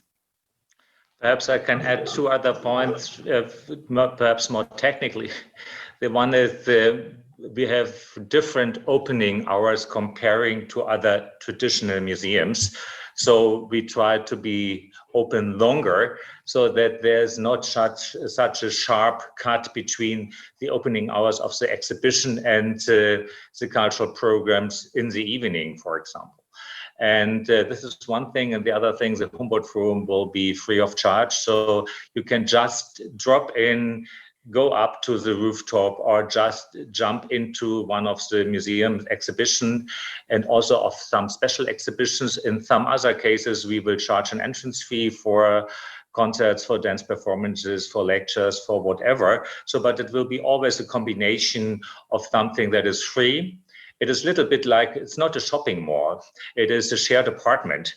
So you can jump into one room to see what happened there, and perhaps it's free. And then, of course, you have to buy a ticket for some special activities and performances. So it will be a combination. And we hope that we will attract people just coming along. It's located on the main tourist axis between Brandenburger Tor and Alexanderplatz in Berlin.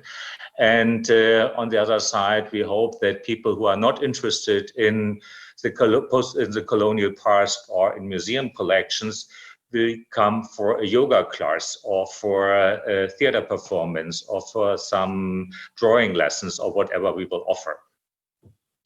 We have one more question coming in through our online tool at campus.riemann-publica.com. Paula is asking that Kavita Singh stated in her sprint on Monday, so yesterday, that even though museums remain the same institutions globally, their function is very different when it comes to their social function. So how would you describe the social function of the Humboldt Forum? I think there are at least two functions. One is for the local or for the regional audience. It is the new cultural hotspot worth to visit. It is something that tried to create this new space of experiences, bringing together art and academics and performing art with museums and so on. And the other purpose could be something for an audience internationally. That means not only as a reason for coming to Berlin, because many of the people we are working with are not able, or for them it's not so easy to go to Europe as just getting a visa. So it starts with these very basic problems. But to create a space that allows us to find new ways of communication about our common past. That means mostly about the colonial past, about the Western dominated periods of history, about our understanding. I think we have a lot to learn from each other. And I think it is part of our history that was always overshadowed by the crimes during the Nazi regime and by the period of two German states. So I think could be something like a platform for common learning about an overshadowed part of our common history. And that is, I think, is something that is important not only for a national or a regional audience. It is something it's important also for partners worldwide.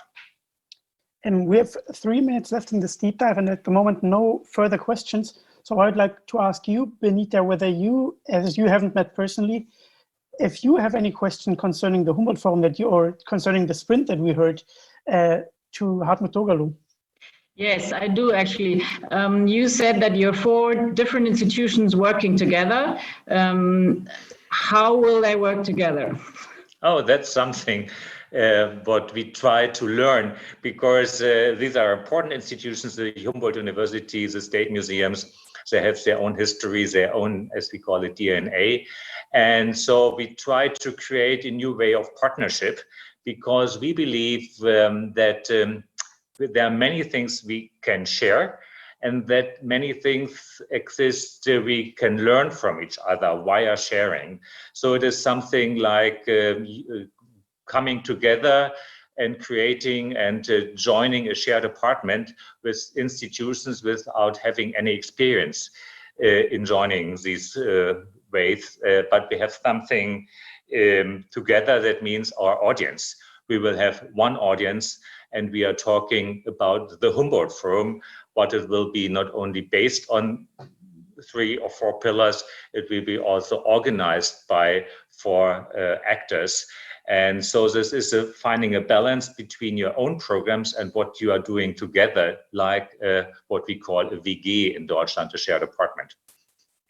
So there will be programs. So it won't just be a location and 4 different institutions in there, but there'll actually be cooperation between and... Yeah, one website. So the audience have not to switch from one website to another. There will be only one program we offer to everyone. But it will be created by different partners from different sources. I would like to include one more question before we come to an end of this deep dive by Julia Gonella, who was also asking through campus.republica.com. With so many different activities, does the Humboldt Forum keep a focus and above all a vision? And what do you think will it contribute to for the young generation? what's young? I think one of our main activities will be in this field of education. And so I'm a little bit jealous because in English, education combines Bildung und Erziehung. That's a slightly but important difference in German language. So that it's not only a place of learning, but also a place of understanding. And so we are preparing a lot of activities in this field, and we will start. And this should show also how important the younger generation is for us. We will start with an exhibition that is dedicated to kids between 6 and 12. The title is Take a Seat. As the Humboldt Forum will take a seat in the city, every generation and every culture has its own tradition in sitting and seating, and we will talk about this. So it will be a tour d'horizon through all kinds of sitting, of placement, and I think it will be not only something educative, but will be also a lot of joy joining this workshop or this atmosphere of a learning space and an experience space we will create, and we will start with this in January next year. So, and perhaps it's not only for the kids, but also for their parents and grandparents. That sounds like a really exciting place to start sitting. So I would say I look very much forward to the opening. Thank you very much for taking the time to answer our questions, and it was wonderful to have you with us, Hartmut. Benita will remain with us for the next deep dive with Gus Casely-Hayford, whose sprint you already saw. So thank you again, Hartmut, and we will continue in just a minute. Thank you.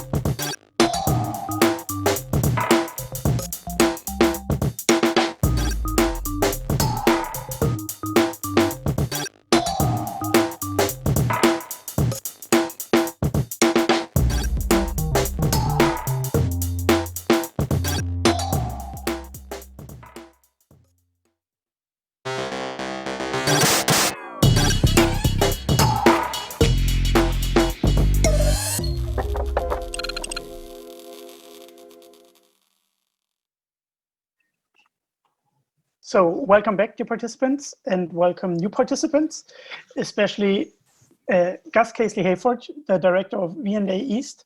Still with us is Benita von Malzahn, director Global Cultural Engagement at Volkswagen Group. And I would like you to explain just in a short moment to how you can participate in this deep dive. You can use your direct audio in this webinar by clicking raise your hand. You can also ask the question in writing in the chat in this webinar, or you use your online form at campus.republica.com, and we can include those questions as well. I would like to start out right away with a short reaction by Benita to Gus's talk and to the sprint that we just heard. Hi, Gus. Good evening, Benita. It's really lovely to meet you, especially because I've had so many times with Martin talking about the V&A East. He wasn't only passionate about it, but I think it was, which he definitely was, but it was of great importance to him what this museum could be, should be, where a museum should be going. So it was really exciting for me to hear what you were saying, because you know, all these ideas that Martin had, I think in the end definitely are coming out to what you will be producing, I think. I think the idea of you telling us about the history and where we come from and what museums were done for, and you said, you know, government sort of, it reflected what governments tell us to do a little bit, and that we need to be more open about that, and that it needs to reflect everyone's wishes and ideas and thoughts. Yeah, I mean, Martin already, I think in the V&A and with Martin at the V&A was something where he always did something new, something, for me, one experience was a project I did with him. He did an exhibition called The Season of Engineering. And so, of course, he came to Volkswagen, but he said, you know, everyone says designers are artists. Why is an engineer not an artist as well? An engineer is a designer. So, you know, this is something I think which is fascinating, to always start something new, and that was important to him. So listening to you about what your ideas now are for V&A East, I'm really, really excited about it. And yeah, maybe you can just tell a little bit more about, yeah, you said it needs to reflect the whole, you know, it needs to shift, it needs to be different. What exactly are we going to be experiencing? I know there'll be a storage house of art and design, there'll be lots of galleries, but what are you going to do to exactly what you said, to get everyone more involved, to come there and to experience what they should be experiencing, what you are hoping for them to experience? I only had the privilege of meeting Martin on 2 occasions. And the second occasion was when I was actually part of a panel that was awarding the Museum of the Year, and we had to select from a huge number of different museums. It was difficult because the pressure was not to give the prize to another London museum, but Martin's V&A was such a compelling institution with a narrative which really, it speaks even now, a number of years later, to our time. And the way in which Martin expressed what he saw as the ambition of museums, it really spoke to me in a very powerful way. And it's the thing which I quietly carry with me, is that sense that museums are more than just repositories of objects, more than just spaces in which we display and tell the stories of our histories and particularly our victories, but that there is this opportunity for us to actually engage in transformation of communities, to bring new communities into debates about who we might be, what we might be, how we might actually forge a new positive agenda which might be shared. And it's that really inspired me in thinking both about applying for this job that I was working up until fairly recently in America at the National Museum of African Art, but this role which would be standing on the shoulders of a true giant of our sector, Martin, and forging something which would fulfill that incredible ambition that he had of speaking to wide audiences in ways that would actually liberate them to reflect back to us the possibilities for our discipline. And that was the thing that really inspired me. And that is what we have tried to engender in our initial vision for this institution, as a crucible of possibilities, a space in which we can come and we can actually remake disciplines in ways that will really empower the visitor. And for many people who live in and around that bit of London, they may never have engaged with a museum in the sorts of ways that we do on a regular basis. And so we wanted to find ways of changing their lives. Sorry, I'm sorry. And give the audience a chance to ask a question. We have one question by Katarzyna, who wants to ask her question via audio. Thank you very much for your passionate and inspiring talk. And my question, today's session is a lot about meeting expectations of current societies and about empowerment. It sounds doable to me for a small or medium-sized museum. And V&A is one of the greatest museums in the world, especially once the V&A East is open. So what, in your view, is possible to be done at this scale and what is not? These are good questions. And I do think for us that we are both a national and a local institution, that we are surrounded by some of the most economically challenged regions of Britain, some of the most diverse and also culturally inspired as well, but also economically, that these are people who face enormous challenges. And part of the reason that both local and national government have invested in our institutions' idea of placing both our new collection centre, which will hold 250,000 objects and 900 archives, and also a new museum which will be local to it, which will be a space in which we will explore not just those collections, but also special exhibitions on all sorts of different areas which celebrate making. That will be a 4-story new building, which is designed by Liz Diller.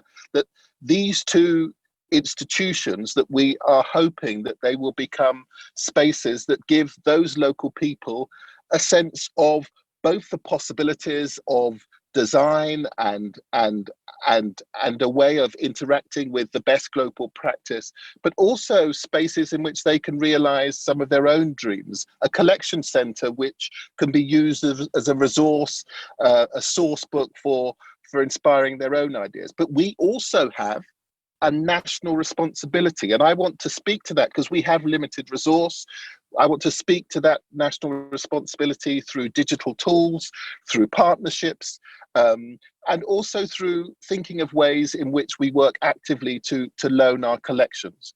But beyond that as well, we are in this incredibly diverse bit of London, and we need to find ways of bringing practice from across the globe that reflects that complexity and speaks to that demographic complexity. And so we will be working with partners from around the world in engaging in developing program, bringing artists, bringing academics and curators into our space to reshape our ideas. So I see us as being both a global and also a local institution that will try to deliver, whether it be through exhibitions or digitally, the sorts of things which will particularly engage a younger audience. And within that, I would see success only as measurable in the way in which we actually reflect the diversity and demographic complexity of London, and particularly the local boroughs around the institution. I would like to ask another question by John, who asked through our online tool. In your sprint, you talked about a flat or flattened narrative that needs to be changed. I share your opinion, but how can that be actively changed? How do museums contribute to that narrative shifting? Well, we're very fortunate in which we have this incredible collection of amazing material culture that can tell all kinds of stories that, of course, those stories can be authored by curators, by historians who can underpin those objects with very rigorous research and information.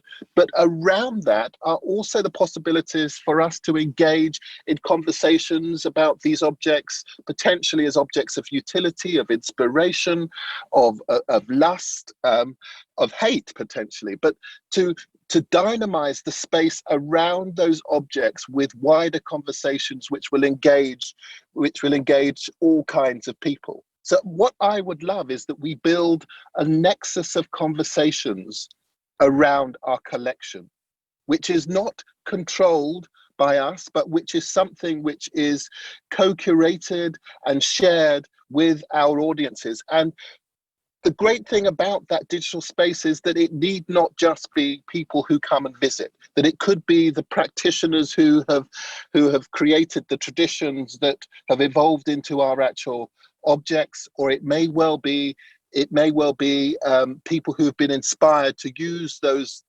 objects in changing their own practice. And so I would want this to not just be a repository of objects that one comes and looks at, but as a catalyst for a kind of dynamic dialogue with all kinds of creative communities across the world. And in that way, it may well be an institution that is based in East London, but I would love it if the peoples of Berlin, the creative communities of Berlin, could be using it as a resource for inspiring their practice, for conversations with people working in similar areas of practice. And I think in that way that we can dynamize our collection, which tells 5,000 years of history, in ways that speak to this moment and also which inspire the future. I would like to include one more question before we have to come almost to an end of this deep dive, because it comes by Giovanna, who was asking through our chat, and she's also referring to your audience. She asks if you can talk more about the communities living around V&A East, who are, as you said, some of the poorest in London and the UK, many of whom were also displaced by the 2012 Olympic Games and subsequent gentrification. So how can you make your venue really accessible and appealing to them? Yeah, and it is a challenge, and that I've spent quite a bit of my summer holiday cycling in the 4 boroughs which surround our site, and they aren't communities who have enjoyed the benefits of state-sponsored culture for the most part. You know, these are people who are engaged in culture in a variety of different ways, but they pay for their culture. That these are people who are probably least able to do so, but we don't give them the benefit of subsidized culture. And so one of the ways in which I feel that we can actually speak to them is that these are some of the youngest communities in London as well, is through schools and through colleges, is that if we can get in both formally through the curriculum, but also informally through building networks within those schools to speak to those communities and hopefully draw them into more than just being visitors, but being participants in helping us to think about our programs. And then beyond that, wanting them to be advocates, ambassadors on the institution's behalf, to draw in maybe their parents, their relatives, so that they become our evangelists, our stewards within our institution. And we have a family of people who have an affinity with our institution and feel that, I think, like so many of us from ethnic minorities, that a museum visit may not have been a natural thing to consider as part of a recreational choice, but to make these institutions feel so natural to that generation that they will want to come and demand that it is remade in ways that they will love. And that's what I really want this space to be, is to be a space that will be a crucible for the imaginations of that younger generation, many of whom are going to reformulate disciplines in ways that are beyond our conception. But I want them to do that within our spaces as well as beyond it. I want us to be able to reflect the changes that are about to come, because I get the sense that Gen Z, that they aren't going to want the world to remain in stasis, that they want to see it change. And we want to be an institution that reflects that change, that dynamism. I think that's also, for me, that's a great ending for this deep dive. Thank you so much for taking the time. Just one more question. Yeah, of course. Yeah, take your time. Do you already know when you'll open? It's 2 buildings. So the collection center, which holds the 250,000 objects and 900 archives, that will be open 2023, possibly a year, 8 months to a year later, the museum site. So, please, if before that point that you are in London, do look me up. And if there are ways that we can get you in to see the buildings as they transform into their complete state, do come and see, because they are both beautiful buildings. Thank you. So that was a very nice ending as well, and a great invitation. So thank you very much for taking the time. Thank you for being, to the two of you, for being part of the Mars program. The Mars program continues on the stream on our website and on YouTube with the Future Forward panel. I think a great lookout to MuseumFutures by upcoming museum shapers. Today, Yvette Mutumba, whose print you already saw, editor-in-chief at Contemporary and is with us, as well as Yara Haridi, a PhD student at the Museum für Naturkunde. Thanks to the two of you again. Have a nice evening and have fun with the rest of our program. Thank you.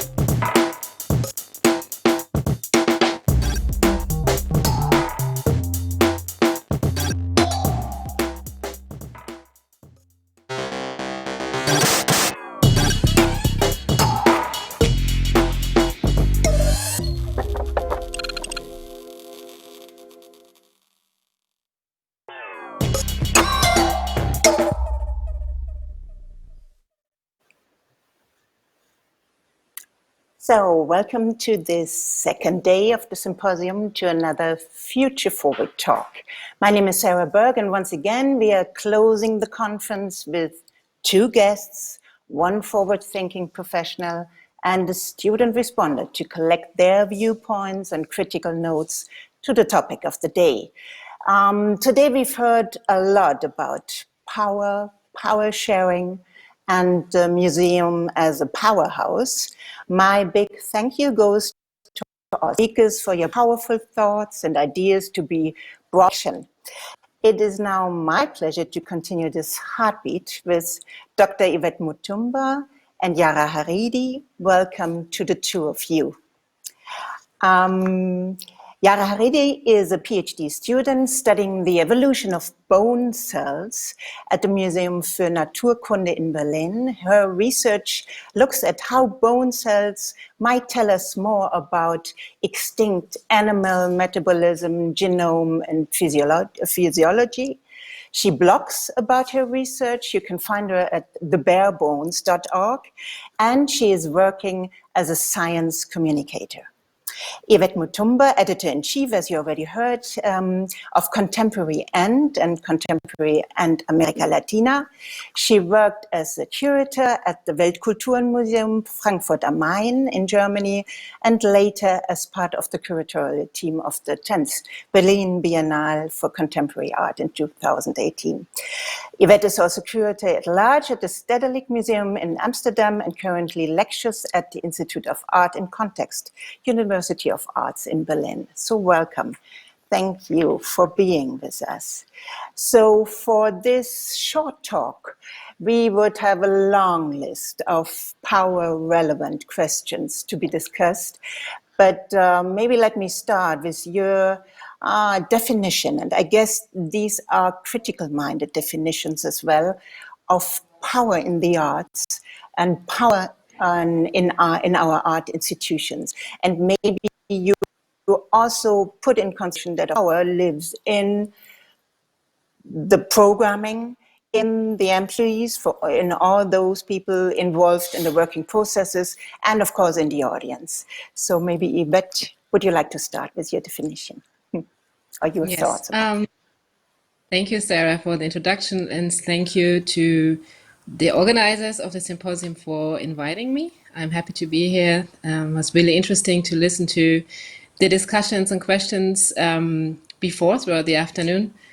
So yes, I mean, for me, this question of power, and maybe starts in a way with what has been said before a lot, that power needs to be shared in institutions. And I think it is really, we have to be careful about this, how this doesn't become somehow this notion or a buzzword that is being used and that is not really filled. I think there lies a power in the ability of sharing power. And I think this is something that needs to be said also, that it is not only giving away something, but it's also a powerful thing to do, to share power, to acknowledge that sometimes it's time to make space.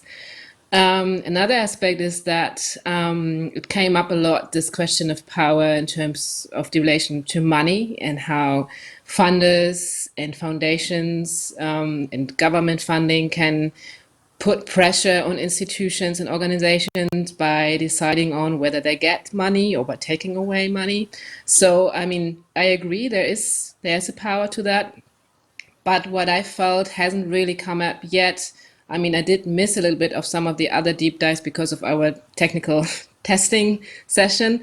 But what I feel is really important to also not forget that power, that grassroots power that comes from, let's say, the other side. So you have this power here, government, funding, and so on. But you also have the power that comes from here. And when I say from here, I mean, it is the power of the audience, it's the power of society, it's the power of cultural producers, it's the power of a young generation that does want to see other institutions. And I mean, I talk a lot with especially younger artists of color which question themselves what they can actually do in this moment right now, which goes beyond discussions and symposia and things like that. And I always keep saying, don't forget that you also have power. You have power by the way of saying, if someone invites you and you feel like that this institution is really more looking into tokenistic ideas of how they want to change their structures, then say no. I mean, of course, it's a luxurious thing to do that. But if you can't afford to say no, because we all know you need the gig, you need the fee for the performance, for the participation on the panel or whatsoever, then come with demands and requests and say, okay, yeah, thanks for the invitation. But if I really am supposed to participate, then please make sure that, I don't know, you do some workshops about diversity and discrimination in your staff, or just an example to just make that demand, because it's often this idea of, especially from cultural producer side, and especially from young cultural producers, that it is this big thing that you can enter an institution. So the museum invites you because that's the powerful institution. So you make it if you make it into the institution. But especially in this moment right now, it's a lot about also, well, but they need you too.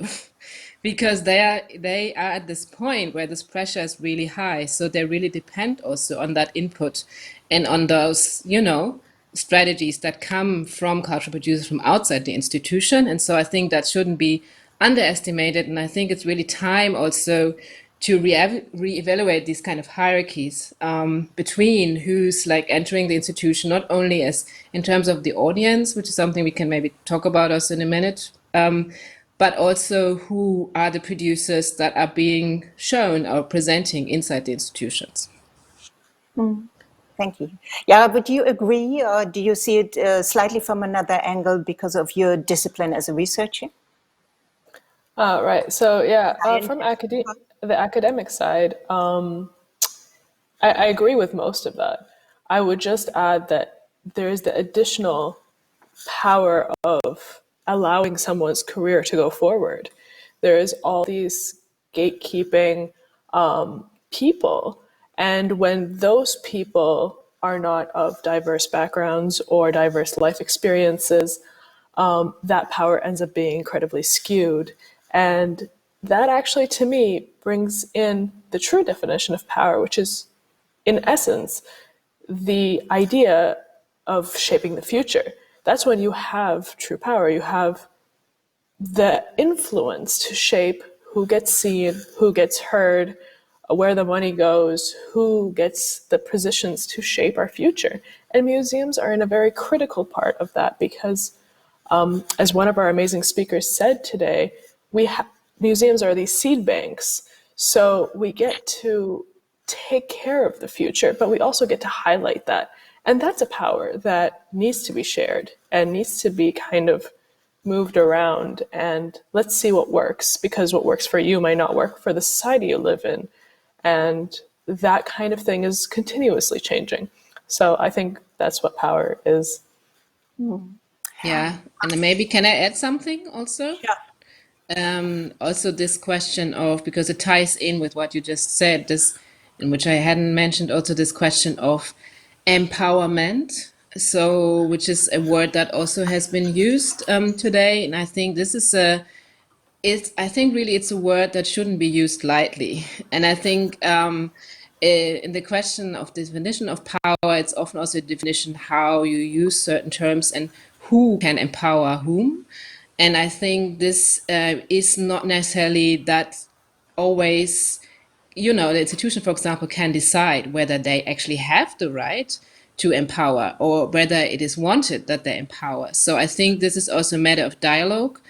I mean, if you think of grassroots communities or projects, I mean, they empower, but this is because they grow.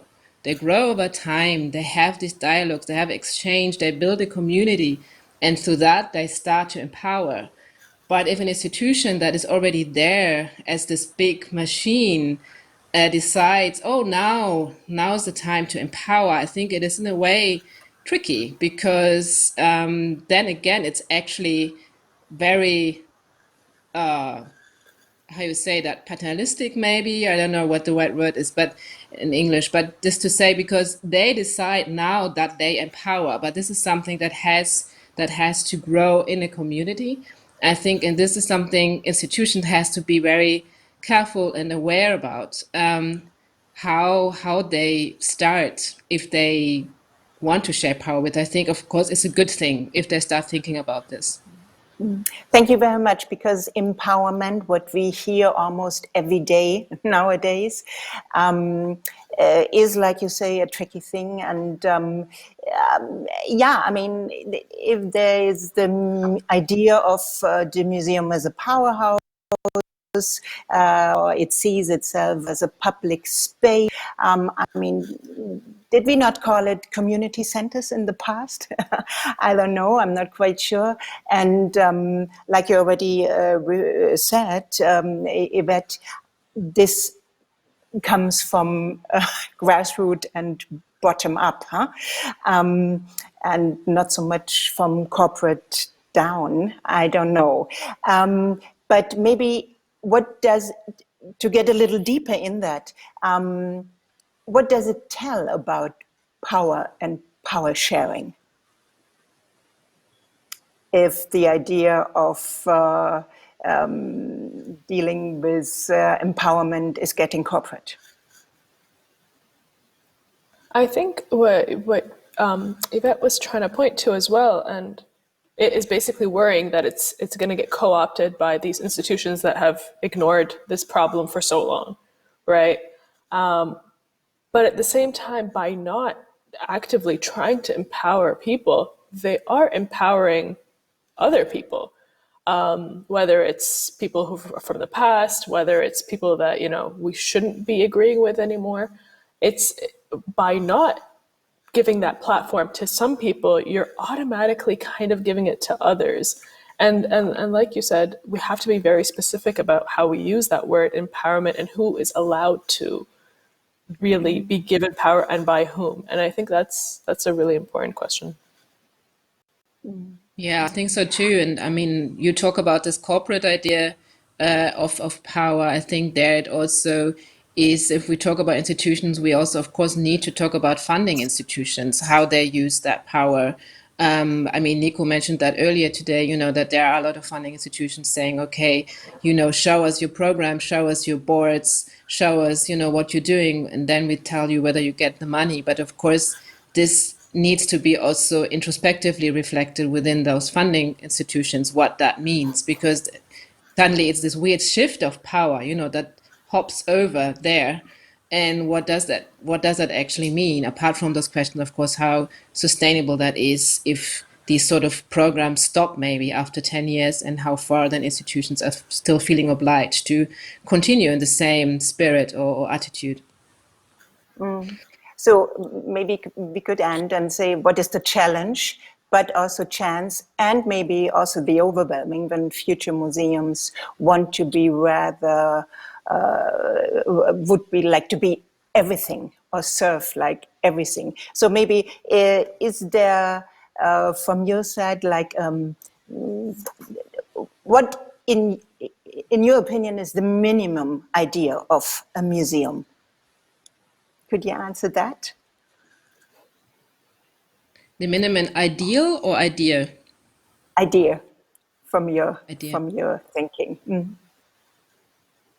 I would say that the minimum that a museum does is serve its community, whether it's an art museum, whether it's a natural history museum. The point is to broaden the community's exposure to whatever your museum is about. It's for the community, first and foremost.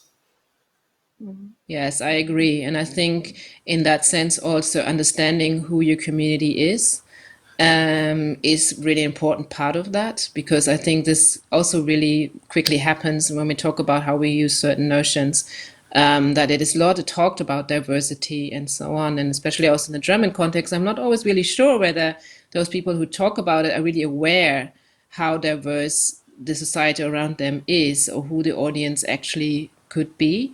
So yeah, I totally agree. It really starts from there, and then and also in addition to that, I think it's also maybe to somehow acknowledge that a museum is not necessarily anymore, let's say, a space that only is this institution of knowledge, or that gives you knowledge, but that also understands that they have to be open for questions, or being questions, or maybe also posing questions in terms of what they show.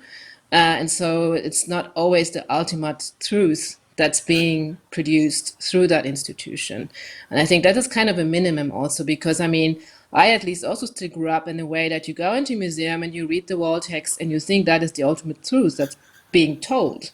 And we do know, I don't know, but I do know by now that that's not necessarily the case. And so I think this is also kind of a bottom line from institutional side to sort of open that up and to really also mediate that toward the audience, that they say, look, we have this kind of knowledge, but you have that kind of knowledge. And so now let's come together, you know, and see what that can actually create in that space provided by the institution. Mm-hmm. I very much liked what Elvira elaborated about understanding and communicating the whole processing of things and handcrafting objects. I think it is really wonderful including this aspect so that museum visitors, remember Eva yesterday called them the museum users, understand, so that people understand to learn about how she put it, the social life, or the Kraftfeld, you would say in German, the Kraftfeld and the social life of things that have been made to become objects in the past, as we know. Yara, as a researcher, you should be close to that concept of really getting into the circle of creating and understanding things from, let's say, the cell, is it? And how much would you like to present, let's say, open labs in museums to also show the public how research and your work to study the structure of organism and fabrication look like? Would you be fond of an idea like this? Yeah, absolutely. I mean, I'm a big proponent of open labs or open preparation labs. So if people are working on dinosaurs or whatever, and the way that they're prepared, people are almost always just as interested on how this animal came from the ground to be mounted into a museum, what process that was, how many humans were involved, what families were involved, what cultures were involved, who discovered it first. Oh, it was a little kid and his dog, and then they talked to this person, and like the human aspect of it really gets people closer to the science. And I think that's a great basically delivery system for people to understand that we don't just walk into museums and these skeletons are there or these specimens are there. There's a big human aspect to it, which of course is how a lot of bias comes in, but you teach people about that. And that's some of my favorite stuff, having open labs, having open collections, which is something that the Museum for Naturkunde is working on, having their collections accessible to the public. So they're no longer these dusty old rooms that are hidden away from everybody, but people can actually walk through them and understand the thought process and the wonder that like a scientist gets, because scientists are just people that got curious, and the average person is just as curious. So when we open that up to people, I think that's when we can actually have good conversations. Mm-hmm. Yvette, how about the social life behind or of pieces of handcraft or art? Yeah, I mean, I totally agree that this is really important to open up and make it accessible, to get this idea. Also, it ties in with a little bit what I said before, that this idea of what an institution or museum is and what kind of knowledge they provide, and that I think if you open it up and you have this opportunity to see the social life of these things that became then at certain point museum objects, but of course there was something else before. And also in what you said, in that process, the people are being evolved. So that means also there are all these very subjective perspectives on the object that have been left in traces through the database, through the keywords that you find in the database. I mean, it's very different in a way how people in the 1930s would describe an object from, the Luba, I don't know, in an ethnographic museum, obviously, and how they would talk about the ethnic groups that would use it. Then today, and I think this is of course a huge, crazy, big work that would need to be done to actually go through this, but I think at least to start with this idea that this is of course not like an objective static thing, this kind of way of categorizing objects and how they're being presented. I think it's super important to get to this next step, how museums can really engage with their communities. Mm-hmm. Just before, when we met, we talked a little bit about what Roxana mentioned in her concept of a new museum that she is calling a receptive and intuitive museum. Bringing in intuition, is this something that fascinates you, something that you would like to involve in your daily work, and how? Intuition, is there a chance to put it in methods and practices? I mean, I really very much believe in intuition. Intuition also in a sense of being emotional about things, because I don't think being emotional has to be necessarily something negative or something unscientific or unexpert-like things. So I really believe, and I really also use that in my daily practice. I mean, in the way how we run CN, but also in my curatorial work, it has a huge place as a methodology to think around intuition in regards to how you interact not only with the people or the network you work with, but also, of course, if it comes to artwork or choosing artwork and all these kind of things, to be less strategic about it by not saying, okay, this is an artist who has shown already 4 times in this institution, so maybe we should not show him because, and so on. You know, that often comes in, especially in curatorial practices, where you feel like you have to implement these kind of fact sheets, you know. And now I think a lot of curators are really affected by this pressure of having to be diverse and global and so on, that you have to your checklist and make sure, okay, do I have like my 5 artists from Africa? Do I have my 3 artists from, you know, I'm a bit exaggerating, but you see what I mean. And so for me, that's the opposite of being more intuitive about that and speaking intuitively, also, you know, have this relationship with artwork and cultural production. So I think this is a very valid method, and I really love that idea of an institution that is intuitive and perceptive, but I just think it is also a very personal and very individual strategy.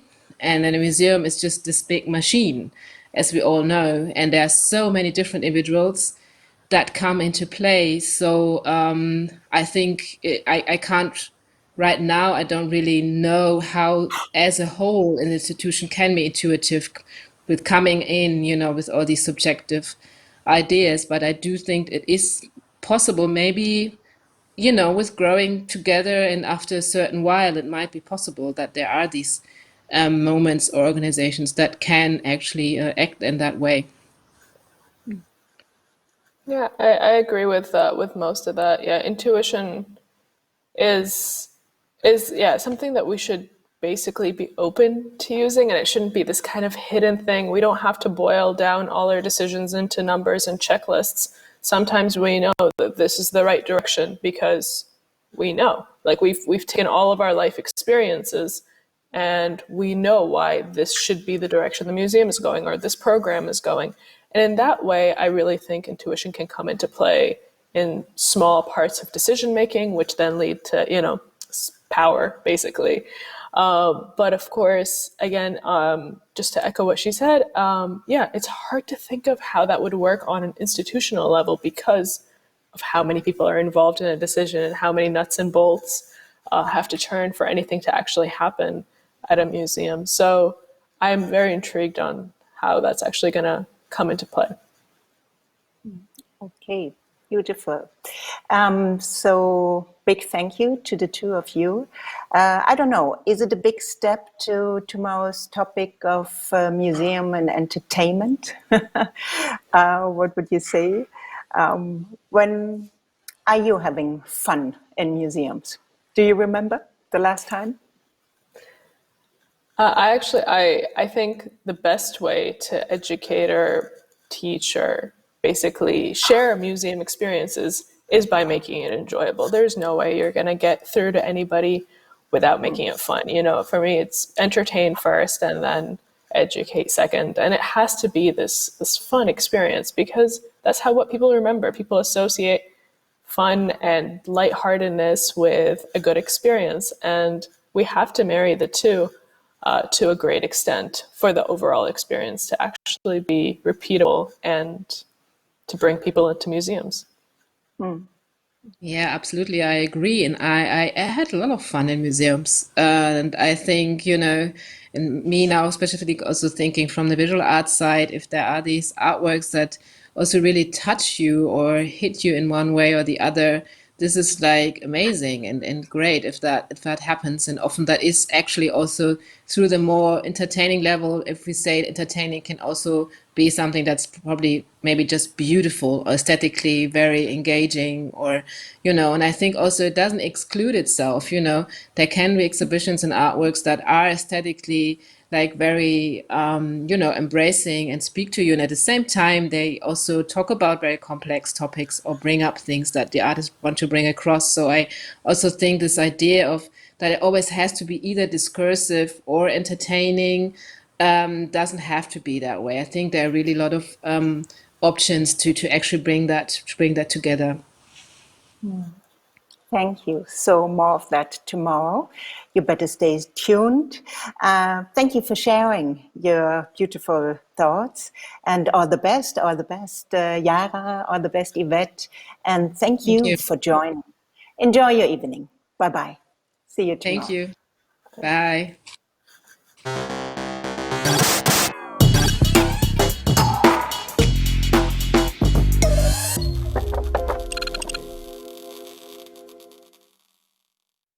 Talking about museums and power.